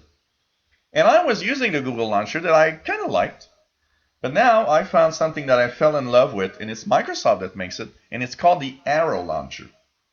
And the Arrow Launcher changes the look of your phone totally, and it's a very nice design. It has all the best stuff that you need, including the weather and the clock on top. It redesigns the way that your apps are organized, even the list of apps with a very nice alphabetical order. One of the things when you look at the list of apps in Android is like everything's jam-packed and you're like, where's my app in that big chunk of list? Now, it's much better with the launcher because things are spaced out. There's a really, really nice big letter at the beginning saying, hey, you're in the S section or the T section of apps. It's easier to find apps there. And it's just beautiful because you have your daily wallpaper, a little bit like Windows. You got your daily wallpaper that changes all the time. And if you don't like it, there's a little button right there on the screen and you just change the wallpaper immediately if you don't like it. I gotta say, they launched its Arrow Launcher 3. It's a new version that was launched yesterday. And I gotta say, it's great to transform your phone into something different. It's almost like I got a new phone once I installed this. I'm really happy with that. And there's tons of options. And you know what? Even better is there's all my documents because it goes into my OneDrive and it says, oh, by the way, there's some modifications on the Thursday from the Couch OneNote. Oh yeah, So I can actually go and view them. yeah. There's a notification. I accidentally pressed the space bar. Yeah, that's something could happen. And one last thing that's cool, when you install the Arrow launcher, all of your phone, and I mean every single thing in your phone, is synchronized and saved on your OneDrive folder. So basically, if you get, if you have to reset your phone and you lose everything, you simply reinstall the Arrow launcher, put back your Microsoft account, and it actually brings back everything in your phone. It's a little bit like iCloud. It's really nice. And I know Grateful Pearls will not want to install it because she's mad at Microsoft right now, but you should try it. I know you're gonna ignore it because you're just mad, but it's I love it. I gotta say, I installed it yesterday and I was like, wow. And you know what? It never occurred to me. I heard Arrow Launcher a gazillion times from different websites, and it never occurred to me. Well, maybe I should take a look at it. And yesterday, thanks to Paul Tarot and Windows Weekly, in his app of the week, or more of his tip of the week for a program or app, a game, whatever, he said, oh, you should get Arrow Launcher if you got an Android phone. And I was like, oh, yeah, I don't know why. Sometimes things don't occur to you. Mm-hmm. I don't know why. Sometimes, unless it's in your face, forget it. You just don't get it. And suddenly, oh, okay. That's the way it is. So yesterday I got it shoved in my face by Paul Tarot, and I was like, oh yeah, okay, I'm gonna check it out. And I gotta say, love it. Arrow Launcher 3 for Android. It's a great way to redesign your Android device, and it's crazy, but when everything changes on the screen, it feels like you have a new phone for some reason. It's kind of, it's like a new Windows version. It's like, oh, it's cool, it's different. It's like a new computer. So, pretty cool. Nice. So, Google Chrome and Arrow Launcher 3. I just loved it so much I had to talk about it. So, now Microsoft, if you want to pay me for, talking about that, no problem. No, nobody's paying me. I just say it because I love it. So, okay. Okay. So, what else do we have? Anybody else have a little something? Any questions for us? Yeah. Oh well. If not, we can go on with the news. Yep. What else do we have here? Just looking at what people are saying. Yeah. I don't have a link to come live. Oh, yeah. Okay. Yeah, Viper Boy did ask us the link for live shows. Yeah, live shows. To get us live, it is always for this channel. Yeah. YouTube.com/the official Windows 8/live. Yeah, that's the place you should put in your favorites. Yeah. Because sometimes I've seen some people say, "Hey, I lost where you're live," because some people will actually put in their favorite the link that I posted for the show we're doing now. And what happens is when they click back on that link, they get back to this show. To the previous one. And you really need to go to the official Windows 8/live for the latest show that is live. From the couch, from Montreal, Canada. Every Thursday afternoon. At 4 p.m. Yep. That's 2100 hours UTC. Soon to change because we're changing our clocks in a week's time. On March 12th. So next week will be the last time we're at 2100. Yeah, that's a pretty cool birthday gift. I will sleep 1 hour less. Oh, yeah. Oh, your birthday is on the day we change the time. Okay, yeah. Oh. That sucks. So after March 12th, for you guys in Europe, the show will be at 2000 hours UT instead of 21. But the local time will stay the same because, not yet. I think you guys in Europe changed the time a week after. Mm-hmm. That's such a mess up. Changing time all the time. It's like Like my brother said once, can we just move our clock 30 minutes forward and stay there? yeah, I don't know. I would stay forward all the time, even though In winter. in winter in the morning it'd be dark real late. It is already dark real late here anyway. Because I don't want to stay at this time because it means in the summer sun would set at 8 instead of 9. And I like the fact that the sun sets Yeah. at 9 p.m. Yeah, and I don't really mind it being dark in the morning if there's more light in the evening. Actually, you know what? I don't know about everybody. Some people like the light in the morning and stuff like that. I actually every time I have to wake up early, I always liked the fact that it was dark. For some reason, when I wake up in the morning, I don't want to have the sun shoved in my face. Oh no, yeah, no, I want to. You want? That's You like the sun? That's what wakes me up. Oh, okay. I want the sun to rise after I'm up. No, Not- I want okay. it to be up whenever I get out of bed. Reminds me of a story of a long time ago. I Oh, went well. to a. We went kind of camping. Actually, we went to a friend's place many years ago, and we of course there were we were a lot of people, so there was not a lot of enough space for everybody to sleep inside. So we brought tents, and we actually went to put the tents in the backyard. And basically, Well, you. we tell we this, drank I'll be back. we drank a lot of alcohol that evening, and in the morning I hear I wake up, I have a little headache, and I hear people talking, so I know that some of them are already up and talking in the backyard. And as soon as I open the tent, I have the sun real in my face. And the first thing that I yell to everyone is, "Can somebody close the lights, please?" So that's the story behind that. That's a long time ago. It was one of those nice moments of we were all a bunch of friends. It was kind of cool. So you're the same, Grapple. I like waking up and it's dark, or sun is gonna. I want the sun to rise a little later. I'm not a morning person either, Grapple. I'm the. I will go to sleep at around 1 a.m.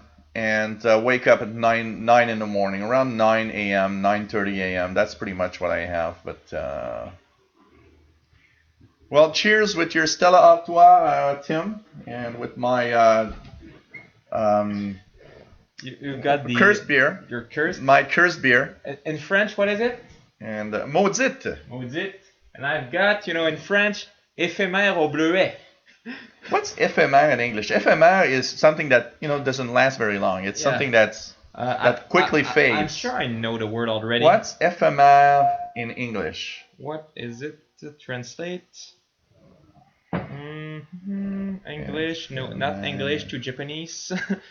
English. Ephemer. Ephemeral. Ephemeral. Yeah. I've never heard that word in English. But it is. In yeah. video games, they seem to use other words. Short-lived. Yeah, okay, I like that one. Short-lived. Yeah. Short-lived. Okay, Oh, ephemeral, short-lived. Okay. Huh. And the reason they call it that is because usually, well, there's one, and the apple one is Yeah, year-round, it's seasonal. but there are some like the blueberry one that are seasonal actually. Cherry.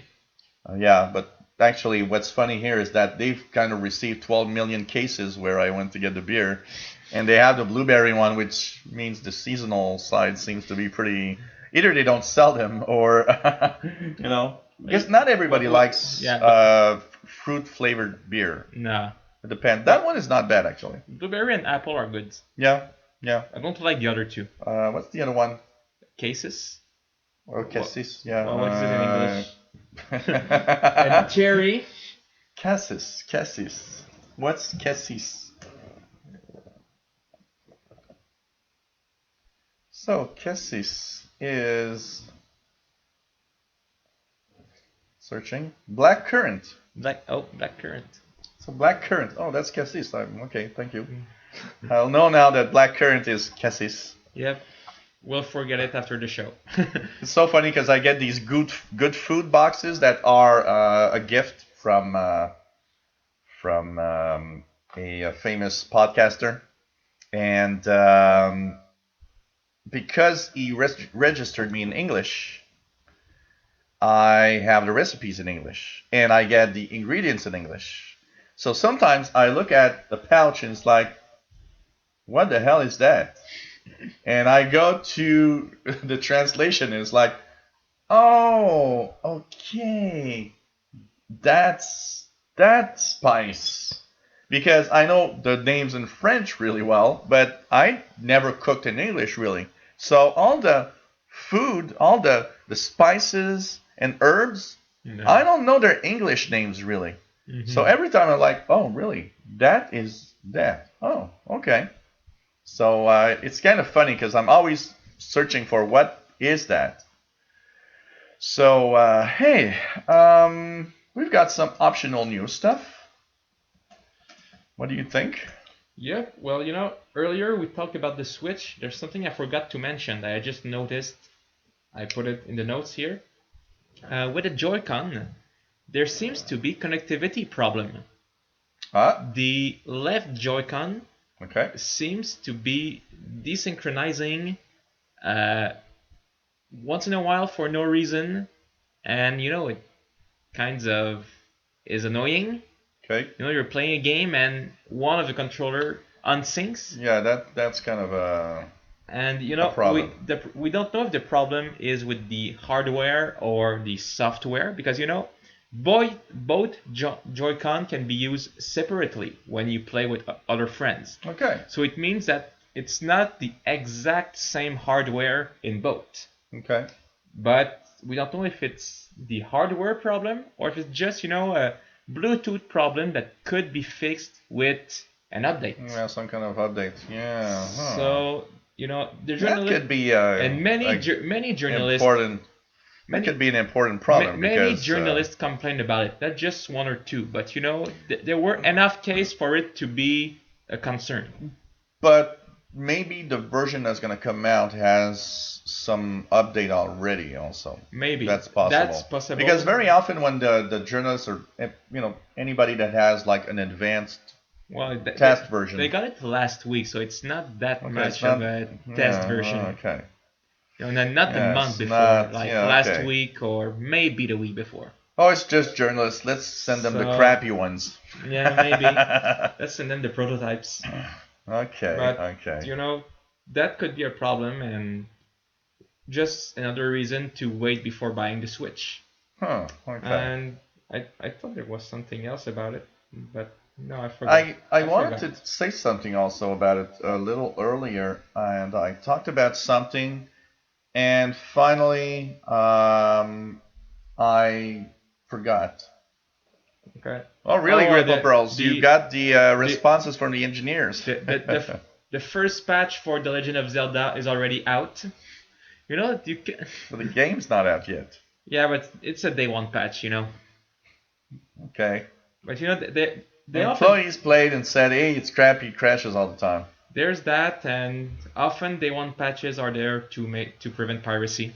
If you don't do this 35 megabyte update patch, you cannot play the game. That's a famous way of keeping people away. Yeah. But, okay. Yeah. According to Polygon, the first patch is already available. So. Did you see the video of the Uber CEO yelling at a driver? No, I didn't actually. It was all over the internet, and he's kind of real mad actually. Okay. And it doesn't look cool. Well, probably. It really doesn't look cool. I mean, come on, you're the CEO, you're the top guy there. There's of course soon you won't yell at anybody because there will all be self-driving cars, but I'll yell at the car or something. Just blame the machine.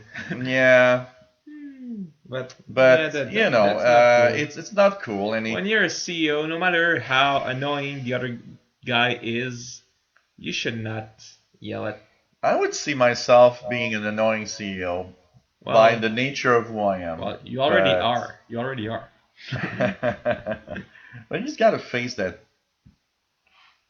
Yeah, I don't know. I have that in my face. It's like this is my new boss, and I'm gonna say, I'm gonna "Oh slap God, you. I think I'm not gonna make it through the day." Do we see the video here? Okay, a video showing him. It's pointing to some place. Oh, okay. Here he is. Okay, okay. But I guess the video must have been Oh, removed somehow, or. Oh oh, no, it's it's there. here. It's It's there. here. Okay, So. that's kind of interesting. So there's a video. Well, it's a 6-minute Oh, video. 6 minutes. Let's go a little faster here. What the hell? Anyways, there's a 6-minute video online. The Verge has it. Oh, okay, here. What is here? Something here. So anyways, he's Okay, no. okay, that's where he's ranting at the driver, saying that he's not doing his job right and everything, and that things shouldn't be like that. And anyways, already Uber is in the hot seat for all sorts of things. And if the driver is bad, just leave a bad rating at the end. That's it. Yeah. Don't complain to the driver. It will not change anything. And he apologized. He apologized and he said that he needed some guidance for being CEO because he maybe lost track a little bit of everything, but it's kind of not cool. No, it's not cool. You should not do this. Okay, so the Joy-Con had problem. Yeah, CEO, Uber CEO, yeah. Well, have you ever heard, in your case probably not, but of Hayao Miyazaki? I have no idea. They all sound the same to me, and I'm probably going to say, oh, he's that guy. And I'm going to say, oh, he's that guy. Well, anyone who watches animated movie should know his name. He's really famous for Japanese animated movies. And,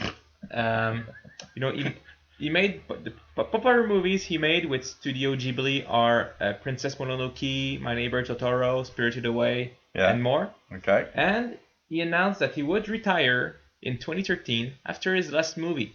Okay. But now we learned that he's coming back. Okay, that was short. Well, yeah, he's like 70 years old, but that's what he liked doing. So apparently, he would be working on a new movie with Studio Ghibli once again. Okay. That should come out before the Olympic of 2020 in Tokyo. And somehow, to me that makes sense because you have one of the most famous movie producer in the world, and you want something big for the Olympics. Try to get him out of retirement. Why not? Why not? That looks interesting. And I don't know if you see his picture, maybe it will tell you something, or probably not. Well, like I told you, they all look the same to me. For me, that he looks like David Suzuki that makes these these. I think that's pretty cool because I'm a big fan of Hayao Miyazaki. He is renowned all around the world. He has like a big head on this picture. It's like there's some kind of weird thing going on with the picture. Maybe, I don't know. I don't know if it's the angle or something, but... I'm a big fan of his, and I watched all of his movies. And among Japanese animated movies, they are usually among the best that there is. Okay. Did you watch Genzo? Not yet. You have to. I know. You have to. I know I have to. Okay, I have to. Actually, I was thinking about one thing to add to the show. Right now, I'm actually watching on Netflix. I'm watching Rurouni Kenshin, The Wandering Kenshin. We could maybe add a let's watch something each on Netflix and talk about it also. That's a possibility. Well, on Fastload. On the 21st, Iron Fist is coming out on Netflix, the Marvel series. So I plan to binge watch it and talk about it here. Yeah. On the 29th, the movie Ghost in the Shell. I will try to watch it the same day so I can be here the next day to talk about it. I So in the past, though, I did not have too much beer. I'm laughing at the poem that Tim wrote, Grapple Pearls. And the poem says, what was that? Something that I've never seen just appeared on the screen. Oh, the TV's going into some suicidal sleep mode. Suicidal mode. Yeah, TV got into suicidal the mode. TV's going through I got the enough window. of you guys. And have you noticed it hasn't frozen? Yeah, true. Well, I noticed that it's the TV itself. I had to reset the TV in the settings Oh my and god. redo all the settings, which was a pain in the butt. But since I did that, it never did it again. Fast Load, I like Tim Robinson's poem, which is there was a girl called Grapple, sat two engineers at the table. She yelled at the guys, "You fella ain't wise." Then she pierced their eyes with a staple. So, and that's all because she talked to some Microsoft engineers that just didn't care about her problems.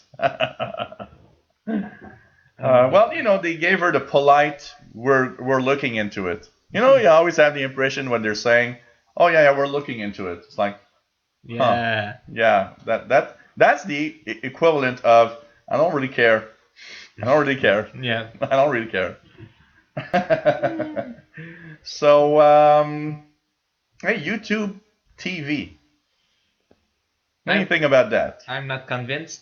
I already don't watch TV. $35 a month Okay.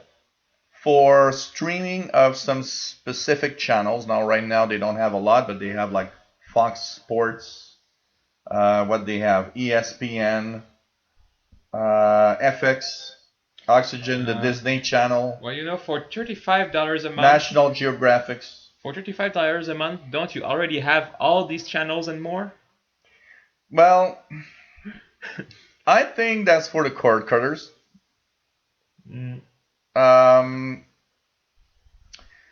Also, the subscribers would get full access to ABC, CBS, and NBC and Fox. Okay. That, I think, is interesting. Because, say you don't want to have cable. Yeah. Okay, say you don't want to have cable. Well, you can find everything for free if you search enough. Yeah. You shouldn't. We're not talking. You shouldn't. We are not talking about that, and we are not saying it's a good thing to do so. No, we shouldn't. But you know what? There's one thing that's also, say I'm a cord cutter in the United States. One thing is that ABC, CBS, and NBC and Fox, and most big market, will come through, rabbit ears on my HD TV. Because these are broadcasting over the air also on HD. And actually, on HD, over the air TV is actually much more HD than any HD streaming or cable service. So, I don't know. I don't know where to, last year they kind of introduced that let's have YouTube channels that you can pay for to view. And every time I go into my settings, it always says, "Oh, you want to put a check mark to you gotta charge an amount for each stuff," which I don't like. It's not something that I wish to use personally, and they kind of never pushed it, and now suddenly they say they want to make they want to compete with the major cable companies. Well, nobody wants cable anymore. Yeah, but there's still a lot of people on cable. Yeah, old people. Youngsters don't. Well, the young generation don't want to have cars. Yeah. But and there's this application here in Canada, Bell TV, that you pay for what you want in terms of data. So if I want to watch, let's say, the NFL, and 3 hours of HD TV is, I don't know, I'm just saying numbers here, maybe 1 gigabyte. Well, I pay for 1 gigabyte. There's a precise fee, and that's it. And I have like 3 hours free every month to begin with. And I pay for what I want, and I can watch it anytime. I missed it, I rewatch it. Yeah. I pay for what I want. Well, there's a DV. One last thing that I forgot to mention about the YouTube TV. There's a DVR. So you can go into YouTube TV and say, oh, I watch that Disney Channel show every week, but I'm never here. So you can click the record it for me button and watch it later on. Yeah, my TV does the same. But, I don't know. I'm not sure. It's mostly because of the lineup. Yeah. If I look at the lineup, the basic channels plus some sports stuff, I think they are appealing to probably the people that don't have cable. Yeah. And that might want to have a little more of an offer, but even so, let's say you watch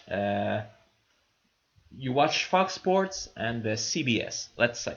Yeah. I believe these websites already have subscriptions of their own that on the long term are cheaper than what you would pay there. Yeah, I don't know. I'm not sure. I'm not sure either. It's and let's think about it for a second. It's a little bit like, okay, I didn't get cable to get the same thing on a streaming service. Count me out. Then why not get cable? Yeah, that would probably be less troublesome. And 35. Okay, let's just think about it here. If I would pay $35 here is the basic. The basic plus the sport package and stuff. $35 a month on Videotron here would get me many more channels than what they're offering here. Yeah. Not saying that it's interesting because I got like 150 channels and you don't even watch one. Well, yeah. Actually, you know what? I got 150 channels to watch. The Science of Stupid every week. And I don't even watch it live. I watch it because all the shows are recorded on the DVR, and that's it. It's probably on the Discovery Channel websites too. That's possible. And maybe on YouTube. You know what? I'm surprised that they don't take some of the stuff down. The more I search on YouTube for stuff, the more I look at it and say, wow, they got that movie. I think it's because somehow, on TV, nobody watches TV to begin with. And when it's on YouTube, well, it is free publicity. Yeah. And, if you like it, you will probably pay to watch the next one. Oh, I got a great idea for the next thing I need to talk about. Okay. Sorry.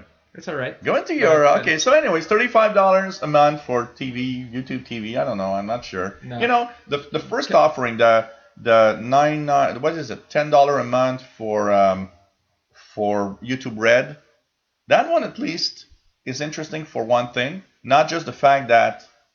not just for the fact that you don't have ads on YouTube anymore, but also for the fact that it does come with their streaming music service.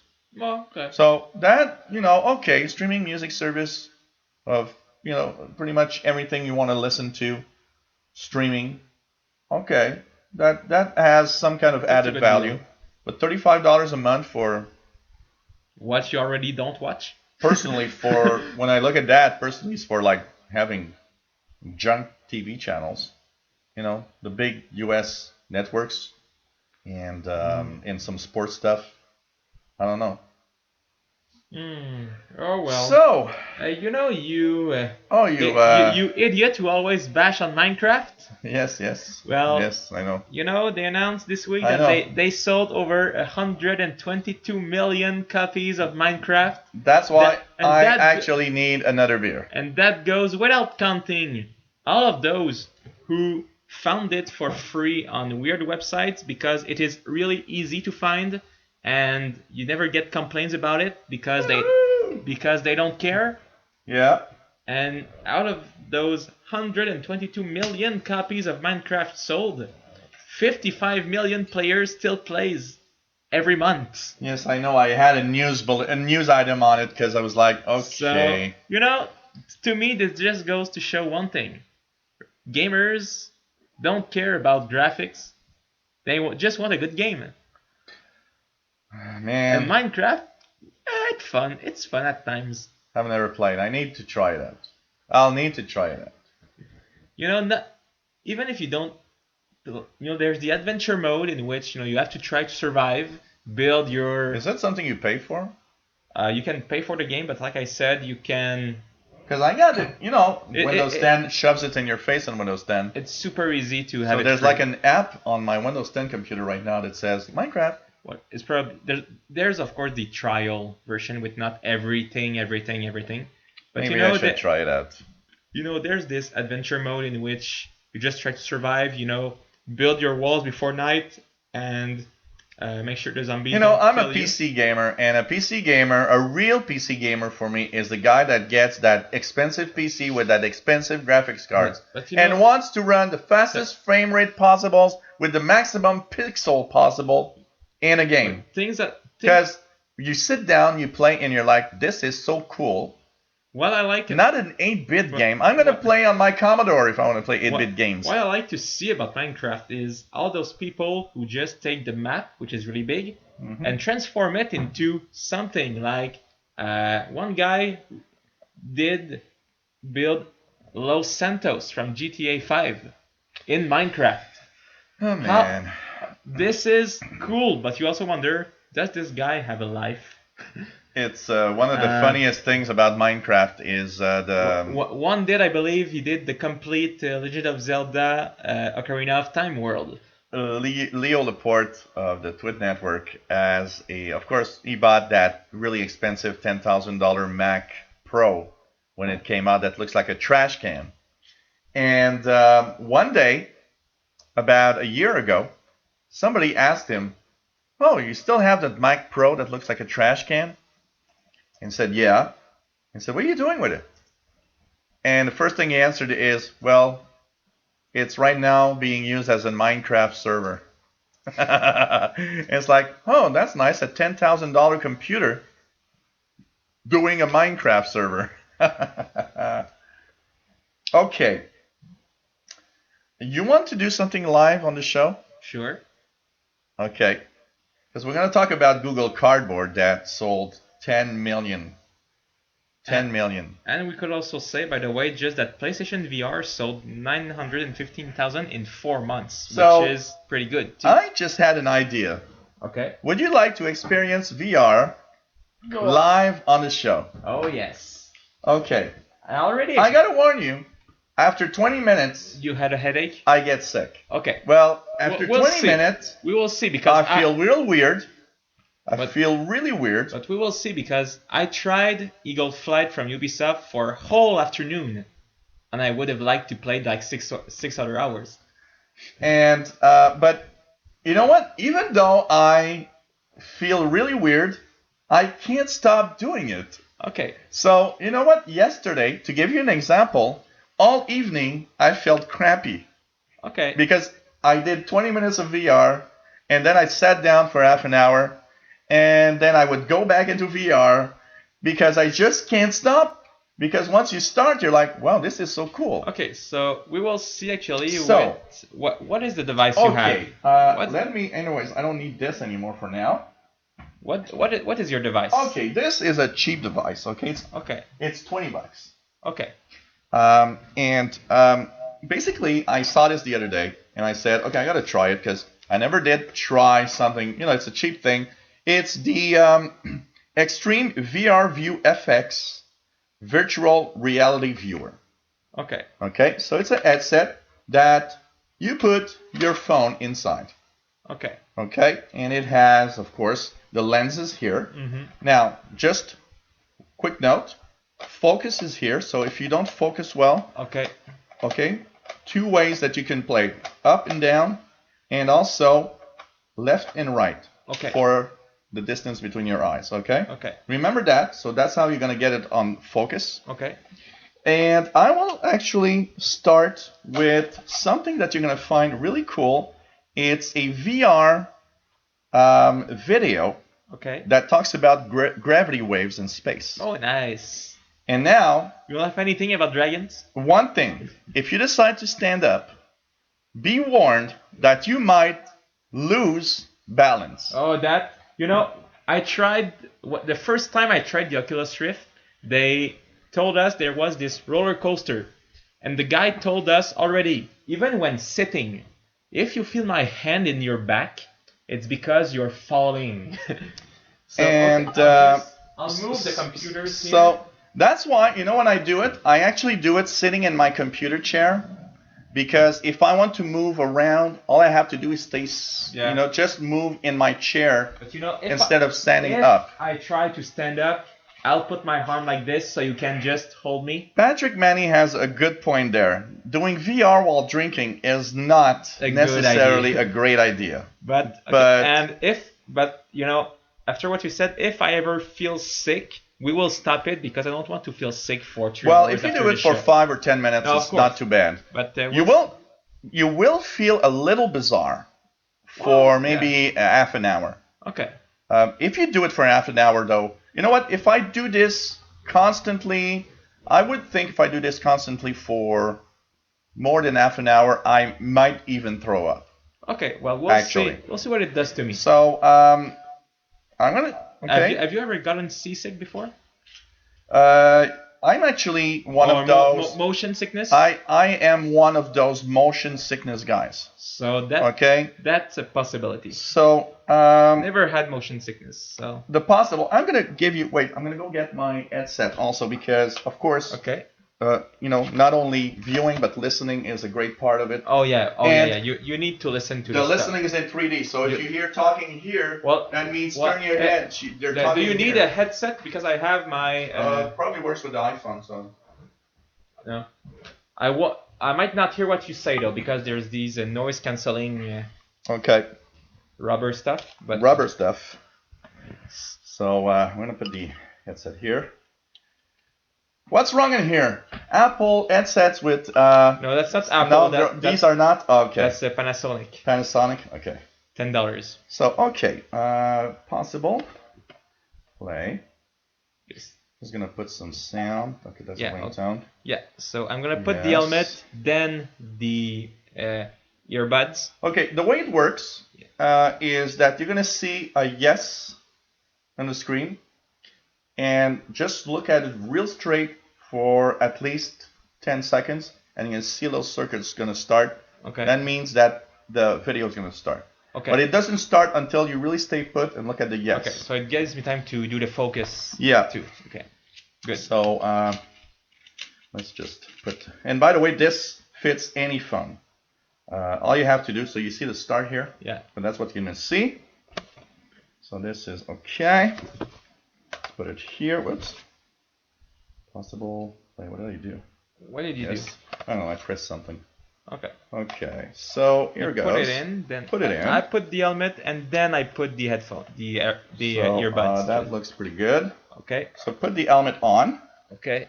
And it goes like this. Yeah. And if you need to focus, play with the buttons on the top. Yeah, I'm just gonna put these on. And you're going to experience gravity waves. So you should see not too bad, hopefully. This one is like this. Front and back for kind of a focus like. Yeah. And the left and right just for the... Okay. Okay, look at it until it says it starts. Should start. Tell me when it starts. I'm looking at it, but is there supposed to be like a green circle or something? Yeah, it's supposed to at some point. Or look a little higher. Look a little higher. Okay, like this. Oh, okay. Is it? Okay, yeah, good. Okay.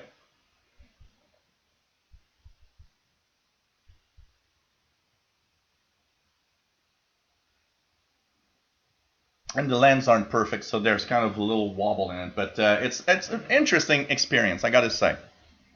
It's really, really cool. It's like, I gotta say, I love it. And so, basically, the stream is gonna turn rainbow colored. So, it's really hot. And it's, so what he's watching right now is a little documentary on gravity waves. And it starts with a show of space it also will show you laboratory, and it's cool because you just look around the laboratory, and everywhere there's something. It's really amazing. That looks really cool right now. And I can just half hear you, by the way. it's okay. And so he's really it's really fun because when they're in space, showing the gravity wave go around, you look around, you see asteroids, you see planets, and it's just is amazing. Then you see the laboratory, and you can see all the equipment as you're moving around, and it is really cool. I got to say, you know what? One of the best $20 I've spent in a long time. It's just that, like I said, it does make you a little queasy when you do it for a long time. I have motion sickness. I'm very, very, I'm prone to motion sickness. So in a car, I get motion sickness really, really easily. So that probably isn't the best for me, but it is still so interesting. And the VR headset actually comes with a app that will actually give you there's like a QR code. It sends you to the app. There's apps for iOS and Android, and it actually will have you install an app that basically has hundreds and hundreds of content of VR, and also there are apparently up over 1,500 different content. It's just amazing. So I haven't tried that one, Tim. I need to try it. Do you know the name of that one? The room one where you're in a room with ghosts appear and disappear all over the place. One that's cool that I did look at is it's a short animation, and it's extraterrestrials that come to Earth, and they land on an icy lake, and they meet a rabbit, and it's just so funny. It's just so funny, but it's just incredible to look at. I got to say, really incredible to look at. I'll be checking that out. Oh, he's at the part where you can see down from where he is. That's cool. So it's an amazing, amazing little thing. For the price that it is, it's amazing. I gotta say, it's an easy and cheap way to transform your phone into a VR device. But I'll have to check that out, Tim, because that looks cool. Yesterday I was standing up, and man, I almost fell over. It was amazing. So I got, I went to a store. When was it? I think it was on Sunday. No, Monday. Monday. And while I was going on to buy other stuff, I actually stumbled upon a rack where there was like a lot of boxes. And I looked at it and said, "Oh, wow, that says VR. What is that?" And I looked at it and said, "Oh, okay, it's a passive VR." So, okay, just to give also another note on this, this is a big thing that you put in your face, but it is a passive VR. This is the cheap, like a cardboard. It is something that does not have electronics or anything in it. Everything is done with your phone. Yeah, the angle is not like 120. It's just straight. Yeah, it's a little smaller. So when you look just look straight. It really like you're looking through a window basically. But the the way that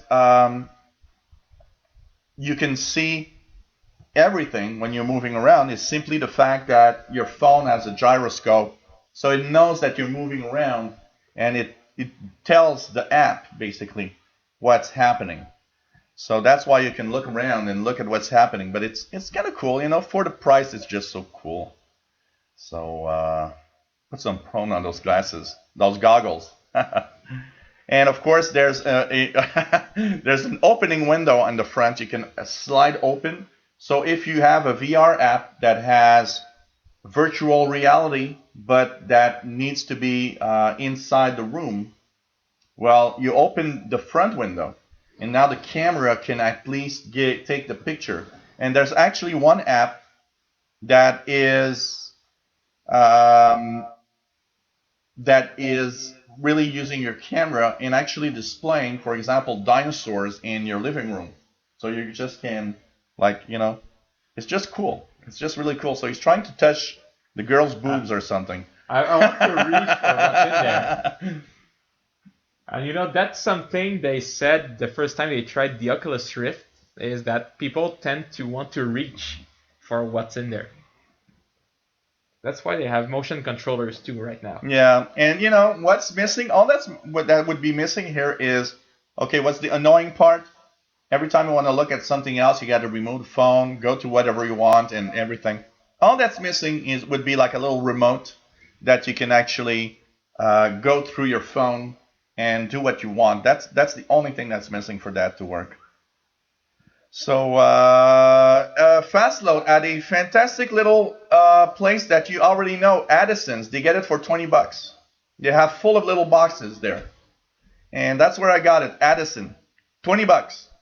It's when you get into the store, there's like a bunch of boxes right there just at the entrance with different projects and stuff. That was there for $19.99.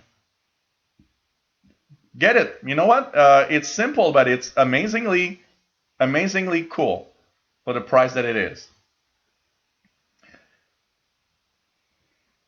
Yeah, That is nice. Some Bluetooth. Yeah, something like Bluetooth. Yeah. It's cool, eh? Yeah, it's cool. It's really cool. Yeah. Well, anytime you want just to do something else, you tell me. Do you have? I don't feel weird at all. At all. At okay. all. It's maybe I mostly could, me probably. I could keep this on for like 2 hours. Fast load, no problem. If you want, I'll get one for you. I could keep this on for like 2 hours and no problem.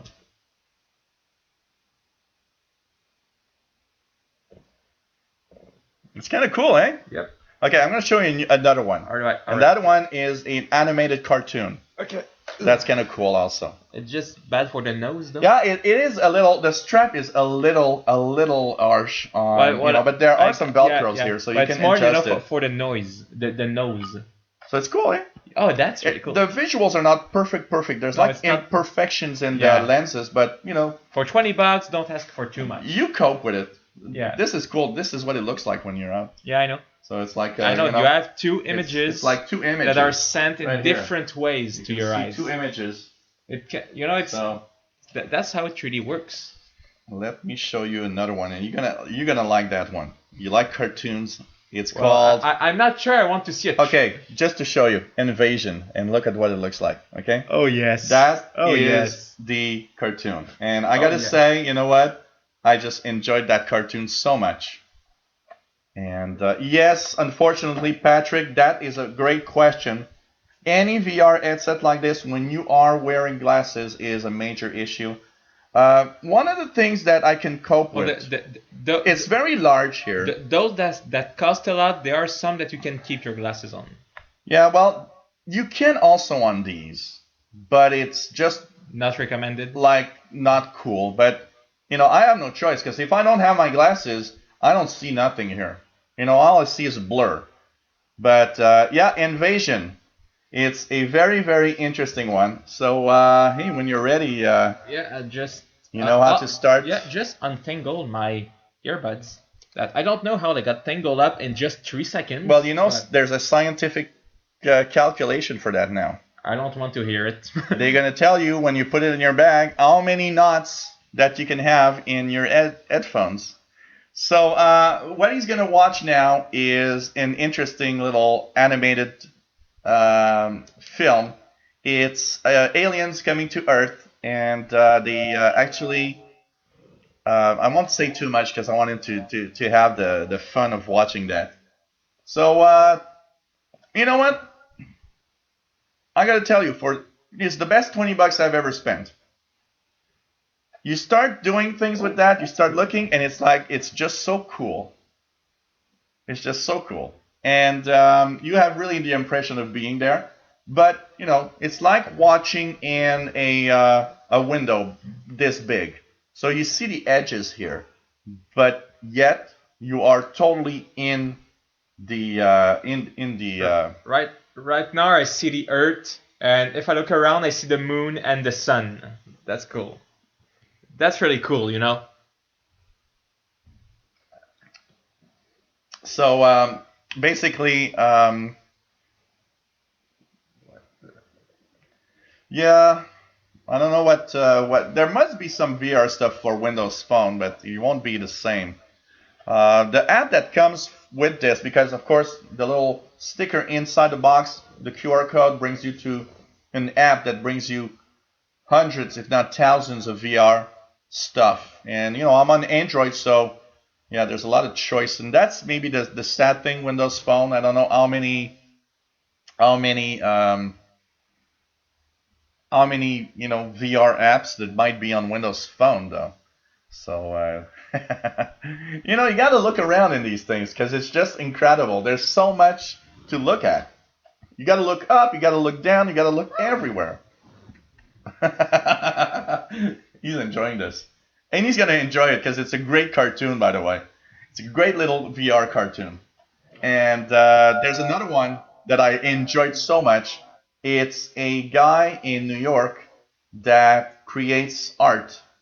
And he shows you what he's been doing, and you see New York, where they are doing this.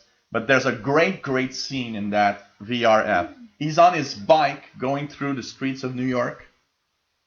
I mean, it is amazingly cool. You are in the streets, looking at New York streets, looking everywhere, and you're going fast because he's on his bike, and it's just so cool.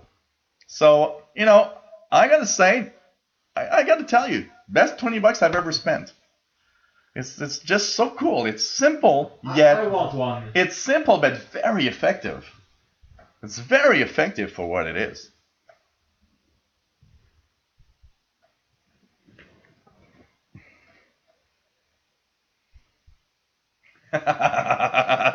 Hold my arm. Yes. Oh man.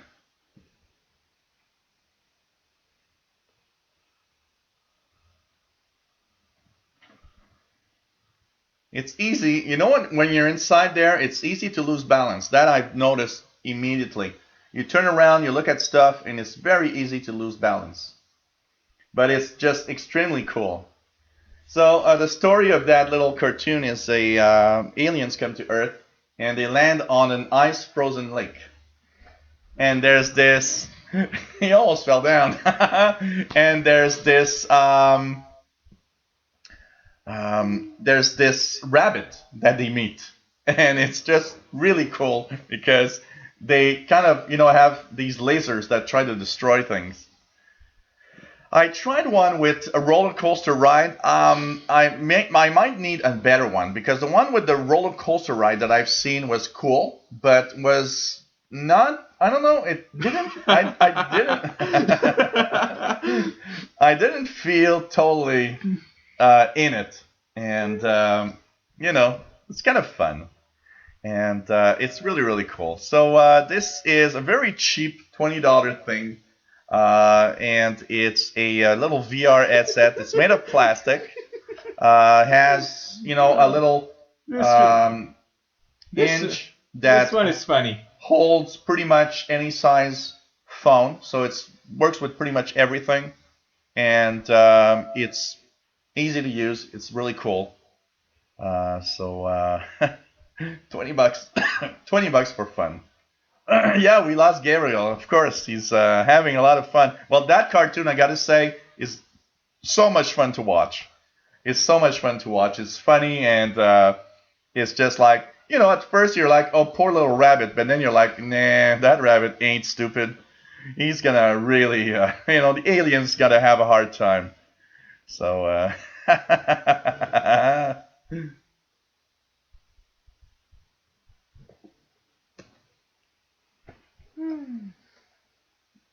So you are watching VR live. I mean, from the couch. That That was cool. yeah, it was That was cool. cool. That one was Yeah. fun. I liked watching that one a lot. Ah.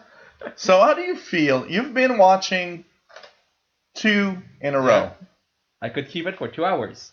and you have no effect. Not at all. I told you, I tried a game where you really move around a lot. You know. I feel so weird after this. No, I told you the one I tried. You know, I was the game. You always just move, move, move, move, move. I played for 4 hours in a row. Okay. I like the part when he actually makes the alien do a hole in the ice and they go underwater. And to be honest, I wanted to be able, to have some kind of virtual hand and pet the rabbit. Yeah. I wanted to. Yeah, well, he's got a cute little, so that's cool. At Edison? Yep, $20. $19.99. I'm buying one and I'm looking for game. There are games probably on. Oh yeah, there are games also that you can. Play. I didn't have time to use it a lot. On iOS too, there should be. Yes, absolutely. And by the way, when you buy it, inside there's a little card. You have a QR code reader on it. Yeah. You just scan the QR code. It will install the app. Oh my god. That I use for this. I know where I'm going tomorrow morning. And there's like thousands of VR stuff on that app. Okay. Documentaries. Look at the one for New York. It's kind of cool, especially when he gets on his bike and goes around. And so, did I miss something in the chat room? No, everybody's saying that we lost you now. Oh boy. Oh, so oh wow, that was cool. Fastload wants one. So I'll get you one, Fastload. I'm gonna go this weekend probably, so I'll get you one. You'll anytime. It's cool. It's simple but cool. And just, so in the front, look, sliding, so the camera can actually be visible if there's some VR app that uses the camera. And it has this thing is now this one is I broke it. I'm sorry, but there's a spring. Normally there's a spring. Okay. So when you put your phone, when you went up, you hear click, click, click. That was my phone. I didn't notice. That was my phone doing click, click, click. Okay. There's a spring. So normally you just extend the spring, put your phone in, it holds it, it grips it really well. So really is amazing. And that with these cheap ones, which you don't get necessarily a full 180 degrees of. Yeah, that would have been cool. Patrick says, "Wish you could stream what Gabriel sees." Oh, that would have been so cool. That's hard to do because you guys won't get the feel of what I feel. So this is simple. Yeah. But man, very effective. The most fun with these that you can with this you see like 90 degrees maybe is mostly the fact that you can look around and see everything. Everything. Did you look in the laboratory? In the first one, you see the lab, you see the machine, yeah, you see everything. There's this guy talking, and when I looked around, he's talking to some other guy behind me. Yeah, behind him, and you're in his office, and you look at one side, and there's all these books in the bookshelves. It's like, wow. All these machines in the shop. And he's talking about all. So this is worth $20. This is worth $20. This is worth $20. I'm sorry, but I really love it. Yeah. And at first I bought it. It was like, and it's funny because it's gonna break after 3 times, and well, no, not necessarily. The only thing that I broke the little slider with a spring. But you know what? Look, even without the spring, it holds the phone okay. So I'm not that bad, but I will of course take a look at how to fix it somehow. But when I was there, a lot of people were saying,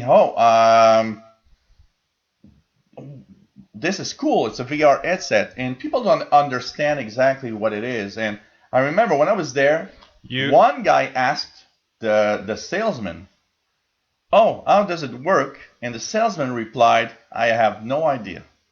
Oh, God. And I actually took 20 minutes of my time explaining to the guy, and actually there's a demo there that you can use. I actually put my phone in it and found really quickly a VR thing on Google Play Store and explained to the guy, look, it's just, puts some kind of surrounding into what you're looking at is your phone. It looks, of course, your phone looks much bigger because it's in your face now. And it gives you the impression of being somewhere. But the guy, couldn't understand, but what does this do? It's a passive thing. It doesn't do anything. It's just, everything is here. This is just an enclosure so that you can feel like you're in VR. But everything is your phone. That's where everything's happening. So, but you know what? I'm happy. The Yeah. VR View FX Virtual Reality Viewer Extreme. So, really cool. For 20 bucks. 20 bucks. Worth it, 20 bucks. It's worth 20 bucks. Huh? It's worth 20 bucks. It is. Okay, I'm sick every time I do, but I'm not. I still got to not. do it all the time. So, hey, Siberia 3 release date April 20th, April 25, North America. I want to play Siberia. You know what? I'm going to be really, really. Where did I put my case? Oh, here. I'm going to be a little sad when I play Siberia 3. I got to say, okay, because that is a game that I played with. I played 1 and 2 intensely with my sister. We would play games together. And, we would help each other all the time. And Bots 101. New featured video, Bots 101. Okay. Basically, so I'm going to be a little sad because I'm going to play the Siberia. Man, I'm drinking really fast. That's incredible. Well, now I'm pouring molasses in this. So, oh yeah, that's really molasses. So, anyway, I played the 1 and the 2 with my sister that died of cancer a few years ago, and so when I'm gonna want to play Siberia 3, that's for sure. And I know that I'm gonna be a little sad playing it. That's for sure. I'm gonna be a little sad, really, really a little sad. Gotta say that. All right, don't be sad and be happy. Oh, I'm happy. I'm happy, but so playing. I gotta say when she passed away. We were really, really heavy adventure gamers. We would play all adventure games. And I got to say, I didn't play any adventure games for at least a year and a half after she died. And the first game that I played felt weird. Just knowing that I was playing, I felt alone. That's weird, eh? Because we were playing it together all the time. And actually what we were often doing is actually going to the stores downtown when she came here to Montreal, and we would actually each buy one adventure game, boxed adventure game with the CD or DVD. And we would pay, I'd buy one, she'd buy one, and basically we would, of course, make a copy for each other. So we would have a copy of each game, and we'd go through the games and have so much fun, and that was kind of cool, And it's funny because we would see also that there are parts where a man's mind and a woman's mind don't think the same. So there were some doing laundry. There were some things that she would go through, and I was like, how the hell you understand that? And there were things that I'd go through, and she would didn't you see the statue and makeup? I remember one particular one where actually she was really good. She would go through all sorts of these little games that sometimes you have to play inside to continue, or these what do you call it? I forgot the name. Les épreuves qu'il y a dans les jeux. Bus. The buses. Every time inside the game you have some you get this puzzle of some sort. Puzzle. So anyways, one of it was amazing because puzzle challenge. It was really a math puzzle. Just understanding the math behind and she was good because 90% of the puzzles she would actually find them before I would. And I remembered that one. She said, it's impossible to do. And I said, it's super easy to go through. And she's like, you went through? And it's like, yeah, I went through it. But I don't understand it. And I started explaining to her. And she said, I don't understand what you're saying. And I said, okay, do this, that, and this. And it's going to be okay. But it was just funny. Anyways, so Siberia 3 is going to be cool. Any games you're looking at in the near future that you want to play or something? I'm going to play, like I mentioned, Nier Automata, which I pre-ordered, coming out Tuesday, and Amazon should deliver it on Tuesday. Okay. Right now I'm playing Bravely Default on my 3DS too. Okay. I will probably buy I Am Setsuna on the PlayStation 4, which is Okay. like a classic JRPG made in modern times. But you know, with all this classic stuff, looking at the trailer, it was like, oh, this is like Final Fantasy VI all over again. Okay. And of course, after that, there is on my tablet I installed what is it? Fairy Fencer X, which looks pretty nice. And I want to It's a do PC game?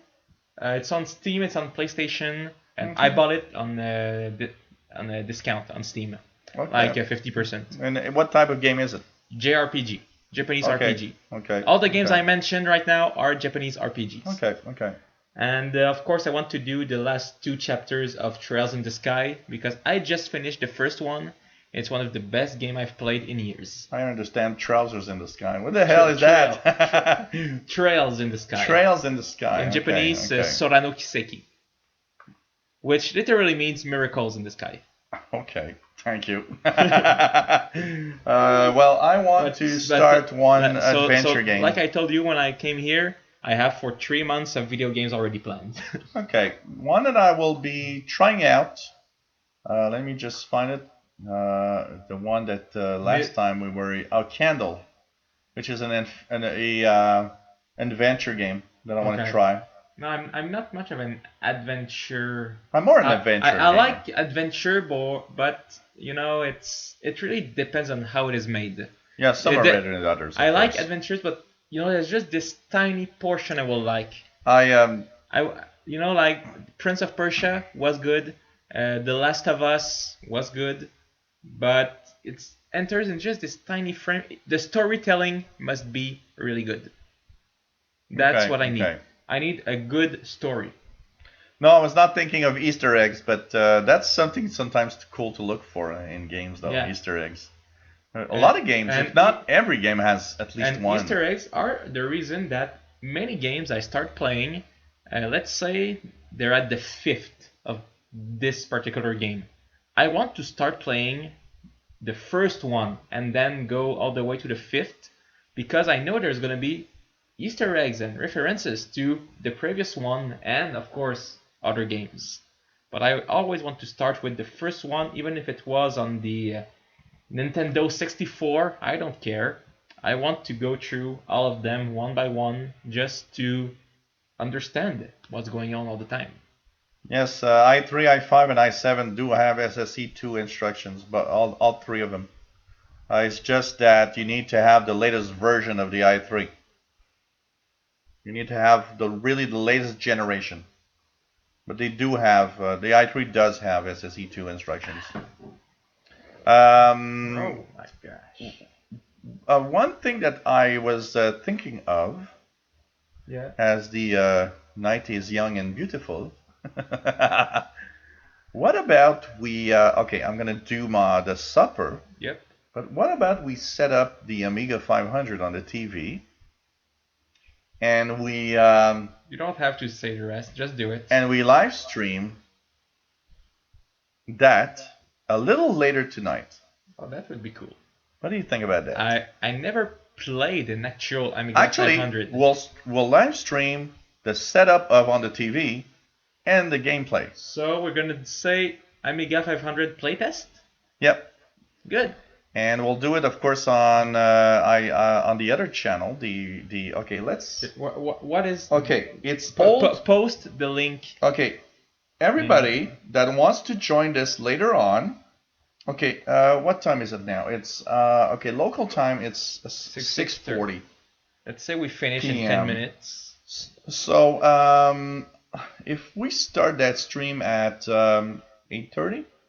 If you have time to make supper, yeah. I'll have time to make supper with that, and you know, at the worst, 9. we'll eat and play. Oh yeah, Okay. that's what I So always do. youtube.com / old computer museum like this. This is another channel I have with Commodore, Amiga, Atari, and stuff like that.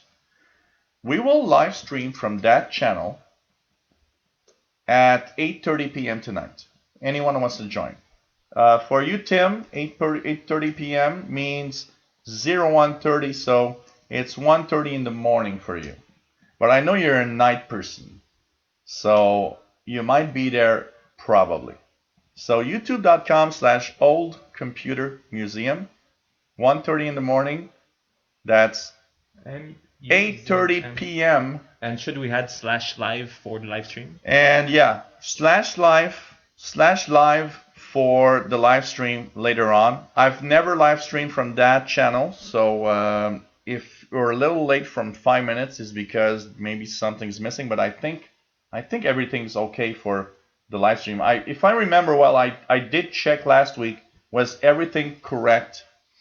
Let's. I'm gonna text some of my friends that are into video games. Maybe they would. I'm just going to. I need to go. Okay. I need to make sure of the hey, address. This is playing here. Oh well. Okay. Just YouTube. Well, I believe the address is good. Is this like the image that should show on? Yeah, totally. Well, it's good. It works. Old Computer Museum. It should be okay. Yep. All right. That's the. We should do something on this copy. Every week. And hey, the last. Yep. This is the paste. This is what it was, Tim. So anybody who wants to go there, anybody who wants to join later on, we're gonna set up the Amiga. So 8:30 p.m. Eastern time. 8:30 p.m. Eastern. So 1 a.m. 1:30 a.m. in the UK. Sorry, guys. My last. Well, maybe we'll have some American folks. My last video is 11 months old, and it's playing Miss Pac-Man on the Commodore 128. Oh God. All right, so I'm game. I'm not even sure I played Amiga 500 before. Maybe at this game. I got a lot of games. We're gonna have a lot of stuff to look at. Maybe I tried one game at Game On at the Science Center. Well, one that you know that exists on the Amiga 500 is what's that game with the dog that goes up? The dog. It's like Icy World. Fire and Ice. Fire and Ice. Oh yeah. It is on Amiga. Okay. It is on Amiga. I remember playing it. So okay. Anything you want to add? Did we go through pretty much everything? I got through all my news. Yeah, we got through the VR. And okay, so VR was cool. Oh yes. Totally, yeah. I want one. This is $20, but it's really cool. And I could spend a whole day with this, and I never get. You're lucky, man, because you know what? I wanted to use it so much that night, but I just got queasy and sick. When I went to Ubisoft, the guy asked me on the phone, "Okay, this is the killer question: do you get motion sickness?" Yeah. He said that's the killer question. I also got that at Microsoft because I can talk about it now because they released a lot of information of what I. At Microsoft, but at Microsoft, no, please not now. And at Microsoft, they have a new thing that they tried with sensors. Okay, yeah. That give vibration in my arms and legs. Mm-hmm. And you know what? I did not get motion sickness when that happened. That's something that I heard. As if my brain and my body were, okay, that's all right. That's something I heard. Someone like me who doesn't get motion sickness, who was playing a race game and crashed into a wall. Your brain is like, I'm gonna crash, something is bound to happen. Okay. But you don't feel anything, and that's when the guy felt a bit weird because he was expecting to have the shock and. So hey, we're gonna say bye for now. It's gonna give me the time to recharge the batteries so that we can have some more voice in our videos later on. So Amiga 500 live gameplay tonight. Mm-hmm. We're gonna set up the camera somehow in a way that it works well, and for anybody who wants to join. So it's on YouTube, and it's there should be a chat window. I guess. Everything should be enabled, Tim. Once we do it, we cannot promise we will have time to answer all the time. Well. We'll try to. Anyways, there are some two. Yeah, we're gonna check for some 2-player games. And that's cool because with the Atari 2600 from Fastload, I got new joysticks. So that means we got enough joysticks for 2-player games and everything. Woohoo! Woo! That's cool. Thank you. So it's gonna be. I'm just gonna check quickly here while we're on. If I go to the no, this is the wrong. I'm not in the. I need to change channel. Wrong. Okay, no, I can't do it here because it's gonna fuck everything. Never mind. Oops. So okay. Thank you for watching, everyone. By the way, for those that just wonder, have not seen the link but are watching, Old Computer Museum is Old Computer. Museum is spelled M-U-Z-M. Okay, not like museum would normally be spelled, because it was not available. Textile style. So Old Computer M-U-Z-M is the channel where you need to go, and we'll be live in about an hour and 45 minutes from now. Yeah. Playing Amiga 500 games. Okay, I don't know how many games I got there. We're gonna try some games. I trust you. I want to see you playing Lemmings. Okay, I trust you. Actually, we can play. I think we can do 2-player Lemmings. So see you soon. For those that are not going to be there, look, we're here every Thursdays, 4 p.m. That's 2100 hours UTC for the last time next week. And we talk about gaming, about technology. And geek stuff, And you know. we'll have a lot of fun. And by the way, just before we end, what you see in the background here are things that you guys can actually win when we do our raffle, where anybody that gives us a little something and on PayPal or on Patreon, eventually we'll get one of those t-shirts and other things. There's lots more coming. We are working on it. Yep, slowly. But soon these might be up for grabs. Is it because it's RoboCop that the t-shirt seems like an XL instead of a smaller size? This is a medium. It's a medium. It's wow, a medium. It looks bigger than a medium. No, I was gonna say because it never got washed, but these never got washed either. Okay. They are brand new. So take care, everybody. We love you all. See you next week. The next show's for me while I'm here. Tomorrow. In an hour and a half. Well, an hour and a half. We have our old computer. It's already the first show for that one. That's going to be nice. Tomorrow we're going to be having a Tuning the Bands show where we're going to tune around the shortwave bands. And that's at 3 p.m. Eastern, 2000 hours UT. Saturday, we have our shortwave show, special pirate show. And I don't know, something tells me I'll be relayed by a pirate station on 5150 kilohertz Saturday night. But 5150, eh? I don't know. It's possible. I'll check it out. And last time we even had a extra 6925 upper sideband. So, everything's possible. And actually, you should hear 5150. It comes in rather well here usually. I'll check it. So, and it's AM mode, so it's perfect for your radio. So you'll hear the audio of my show on shortwave. Cool. And yes, thank you, Patrick. I just saw for the cat treats, and I'm telling you, I'm going to spend all of that for the cat treats. Promise, Patrick. Thank you very much. And thank you for everybody that's generous. It's really, really nice. And, got one thing we ought to say is that when we get a little something, whatever amount, feels good.